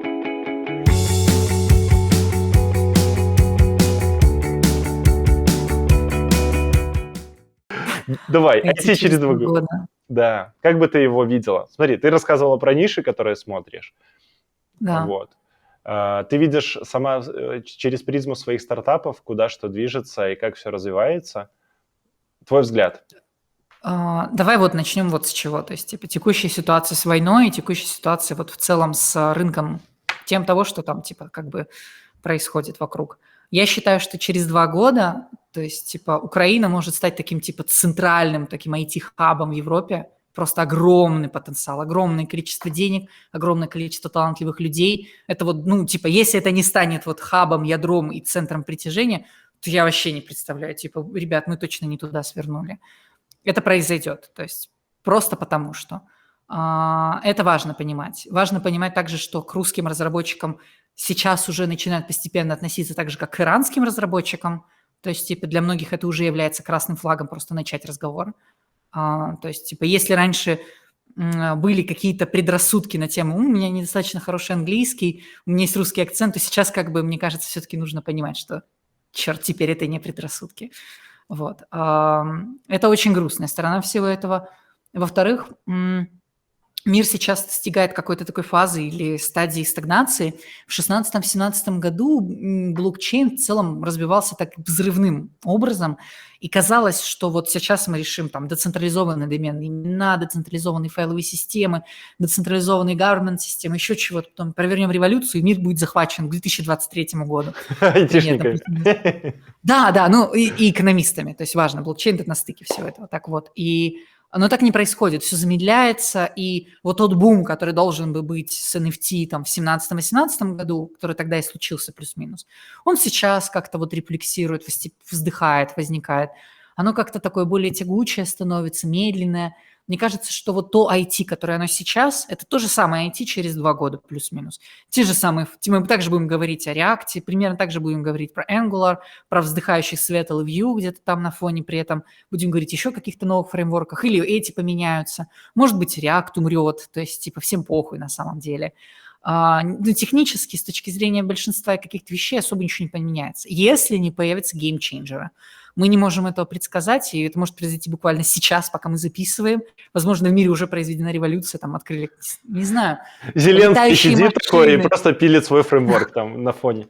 Ну, то есть, возможно, что-то поменялось, это важно, то есть, типа, и меняется постоянно. Вот эти геймчейнджеры, что-то Мгм. как альтернатива блокчейна, что-то такое, что как новая идея, которая вокруг себя будет формировать комьюнити. Очень важно это почувствовать, очень важно следить за этим всем, и когда это возникнет, это будет огромный плацдарм вот того самого Дикого Запада. А может и не возникнет, может он возникнет через 10 лет. Но пока что я вижу так, типа, самое главное это то, что геополитическая обстановка стала влиять сильнее, чем когда-либо, и это будет ухудшаться, меняться, усиливаться, то есть чем дальше мы двигаемся. Во-вторых, история про удаленку уже стала нашей реальностью, нашей жизнью, мы все типа сильнее открываем границы, все больше путешествуем, но теперь уже как бы гибридный формат работы, удаленный формат работы – это стандарт де-факто просто, ну, просто стандарт. Сейчас уже нету такого, что кто-то смотрит на это вот так вот, скорее это какие-то уже мамонты. Я, кстати, жила в удаленке вообще с 2014 года по большей степени, поэтому я, так сказать, была на удаленке, когда это еще не было мейнстримом. А если говорить еще про какие-то вещи, я бы так сказала, мир становится более социальным, больше девушек в IT, намного больше. Они, типа, все в целом становится более дружелюбным, более мягким, меньше токсичности, больше открытости. То есть, типа, прям вот, ну, как бы я очень горжусь этим. Я горжусь, что я айтишник, и что это сообщество становится лучше. Вот. И я очень надеюсь, что эта динамика сохранится, и через 2 года мы увидим IT, где как бы все Будут, будет еще более дружелюбно. Да. будут уже дети работать, такие маленькие совсем, заходить. Такой, сеньор... Ой, чел, не туда ты, прям вообще не туда, не-не-не. Ну, мы будем толерантно относиться к таким тимлидам, проект-менеджерам. Расскажи, как ты бы видел будущее через 2 года? Давай. Нападай. У меня есть, например, ощущение, что вот IT это как... Вот сейчас это закат рок-н-ролла. То есть до этого, судя по фильмам, это были такие хипстеры, там, субкультура, какие-то... Внизу мы где-то барахтались, и на нас не было такого большого внимания. Сейчас в IT все вовлечены, вообще все, всякие игроки, там, большие компании, маленькие, банки, какие-то просто компании древнючие, там, кто-то вообще просто уголь добывает, и они тоже уже в IT. Вот. И рок-н-ролл айтишный, он сменяется рок-н-ролл блогеров, да, то есть какие-то появляются вот максимально странные блогеры, и туда все идут, туда все стремятся, про них больше всего говорят, и там реально есть бабки. Вот. Маск постоянно запускает куда-то свои ракеты, вот, никак не может успокоиться. Не говорю, что это плохо, я просто к тому, что у нас есть какое-то движение во все стороны, и наш мир, наверное, не будет прежним. И роботы развиваются и становятся более дружелюбными. То есть на самом деле... Что бы ни говорили, но роботы становятся доступнее. То есть, ну, не так дорого купить робота. Я на eBay недавно заходил, смотрел, сколько стоит большой промышленный робот. Ну, за $20 тысяч можно уже купить прям Это промышленный. уже как бы очень легкие деньги, типа это уже не фантастика. Да. То есть у меня дома ездит маленький робот-пылесос, но я думаю, это тренд, куда мы будем идти. То есть я думаю, люди, которые застряли вот в работе такой, который можно заменить человека роботом, то мы считали, даже баристу выгоднее заменить роботом. Ну, грубо говоря, если робот стоит $8 тысяч, вот, то и бариста, например, стоит $500 зарплаты, плюс-минус, вот, то выгоднее купить робота. Потому что баристу эти деньги уже невозвратны. Я заплатил зарплату, ну и все. Робота я могу перепродать. И в этом вся фишка, да? И такой, типа, рабовладелец тебе такой, да, перепродать баристу. Как жаль, что нельзя. Да, цифровое рабство, да. Мне еще очень нравится, потому что искусственный интеллект развивается. Я недавно читал историю, исследование о том, как АИ развивался последние 10 лет. Мне прям было очень интересно. И я вижу очень много потенциальных возможностей, особенно если квантовые компьютеры станут подоступнее. Ну, пускай не настоящие квантовые компьютеры, Это но все еще будут типа слабый ИИ, но это прям огромный пул прикладных задач. Это да, фантастическая да, типа да, да, история. да, потому что их можно использовать просто для различного рода сортировок, поисков и так далее. И это супер удобно. Плюс еще предобработка, постобработка разной информации, текстов и так далее. Я уже даже пробовал резюме прогонять через искусственный интеллект, и он такую интересную штуку Вау. писал. Да. Из смешного, в Беларуси есть такая легенда, которую разучивали там по национальным каналам про неких персонажей Ника и Майка, которые там готовили злостную операцию. Вот. Ну, короче, мне нейронка нагенерила там тоже в резюме такую историю, что у меня были коллеги Ник и Майк, они тоже что-то готовили, я просто читал нагенеренное резюме просто со слезами на глазах, но мне так смешно было, что я решил ничего не менять. Вот. Но люди тоже почему-то, рекрутеры, помнили про историю Ника с Майком, и моя авантюра не прокатила. Прикольно. Да. Плюс есть огромный тренд на ноу-код приложения, потому что большинство наших коллег, людей и потребителей, они все-таки не профессионалы в пользовании суперсложными инструментами с бесконечным количеством вложенностей и фич, да, они хотят всегда что-то попроще. И я заметил, общаясь и с маркетологами, и с бизнесменами и прочим, они все фанатеют от Excel в каком-то там виде, да, им, пожалуйста, вот как Excel, только и вот это вот еще. И я вижу, как Airtable развивается там, и всякие похожие программы, и вот интеграторы между ними. Я вижу тут огромный потенциал, на самом деле, именно в работе. То есть решение просто ежедневных задач, рутине. Тут важный момент. Ты же типа менеджер уже, да, по большей степени? То есть я верно понимаю? Я Ну, не просто... кодер, то есть типа не просто девелопер. Да, но мне кодить, для меня кодинг – это хобби. Я сказал, что ты тоже своего рода ноу-кодер. Да, мне нравится, на самом деле. Я просто вижу тут огромный потенциал, вот, потому что те вещи, которые мне приходилось раньше, приходилось руками очень много делать, я могу в ноу-коде быстро порешать. И админки и прочие вот эти вот формочки бесконечные, которые раньше... Тильды какие-нибудь примитивные, чтобы быстро на DOS поднять. Да, типа это вкусно. Тоже своего рода ноу-код. Дашборды, вот это вот все дерьмо, которое мы раньше писали руками и тратили на это жизнь. Вот, сейчас можно... И забыли. Вот. Это мое такое вот IT. Я на самом деле пытаюсь мыслить о том, что все будет позитивно и круто и здорово, и все-таки технологии не смогут остановиться. Потому что на самом деле много чего происходит. Мне бы очень хотелось, чтобы медицина развивалась намного быстрее, чем она развивается. Вот. Там как раз нейронки очень хорошо ложатся, но там Да. но я пытался узнать про медицину, и там такая коррупция просто капец. Ну, то есть в итоге все на договорниках. Ты приходишь к доктору, говоришь, жмешь руку, говоришь, хочу поставить классный прибор. Он говорит, нет, Siemens сказал нет. Вот мне Siemens платит, а ты что мне можешь предложить? Не коррупция, лобби. Ну да. Да. Ну и по итогу имеем, что имеем. Но в любом случае я вот как-то подумал, что даже несмотря на все ситуации, которые происходят в мире, по итогу-то порядок наводится, да, то есть криптовалюты показали, например, что, финансы могут быть прозрачными, предположим, просто как идея, да, финансы могут быть прозрачными, все могут посмотреть, кто, куда, чего. Договора могут быть прозрачными, все могут узнать, что, куда, как. На каких условиях, да. Да. Люди сейчас все равно это как-то в голове крутят-вертят и ищут способы применить. Я думаю, пройдет там, пускай 50 лет, но это точно станет де-факто нормой для следующего общества какого-то там продвинутого. Конечно, не так быстро, как хотелось бы, но мы потихонечку движемся к порядку. То есть я вот подумал, что есть ниши, которые абсолютно хаотичные, анархичные, где там просто трындец, что происходит. Пускай там бардак и беспорядок, как у блогеров, да? Кто знает, что они делают? Там бегают там по городу, что-то там снимают своими камерами, там выкладывают куда-то. Никто не знает, вот. Но есть, например, те же инженеры на заводах, которые раньше были вот такими вот блогерами, и все хотели быть там инженерами на заводах. Вот, потому что это было модно, хипстерски, круто, какие-то гаджеты, железяки, за это платили кучу денег. Да. А сейчас вот зарегулируют блогеров, скажут, если ты снимаешь там такой-то камерой, выкладываешь такую-то социальную сеть, тогда ты должен платить, пройти там 5 инстанций, сдать тест на ковид. И все, и люди скажут, нахер этот блогинг. Вот. Ну и все, и закончится. Вот. Рано или поздно порядок будет наведен везде, и люди будут скучными и Но угрюмыми. будут находиться новые ниши, в которых, типа, дерегуляция будет присутствовать, и люди опять могут себя как-то проявлять. Это бесконечная игра, это кошки-мышки. Так всегда Да, было. да, и это то, про что ты говорила, про то, что всегда есть какая-то ниша, которая вот-вот сейчас вот будет геймченджером. Да, вот Да. в наше десятилетие это блогеры и айтишники. В следующее десятилетие это будут, может, Посмотрим. Наверное, будет какие-нибудь AR-блогеры там, типа, я не знаю. Хотя сейчас, типа, мне так понравился этот кейс с домогательством в VR-игре.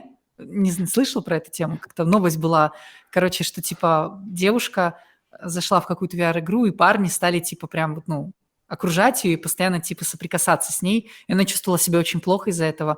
Она почувствовала ощущение, как, типа, при изнасиловании. Вот это было просто восхитительно. Я такая: "Господи, мы живем в будущем". изнасиловали в виртуальности. Да, Прикольно. домогались в VR, да. А,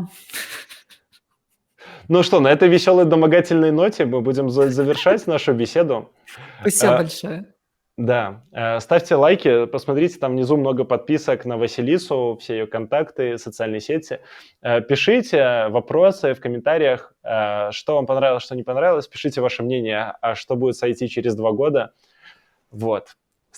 Пока.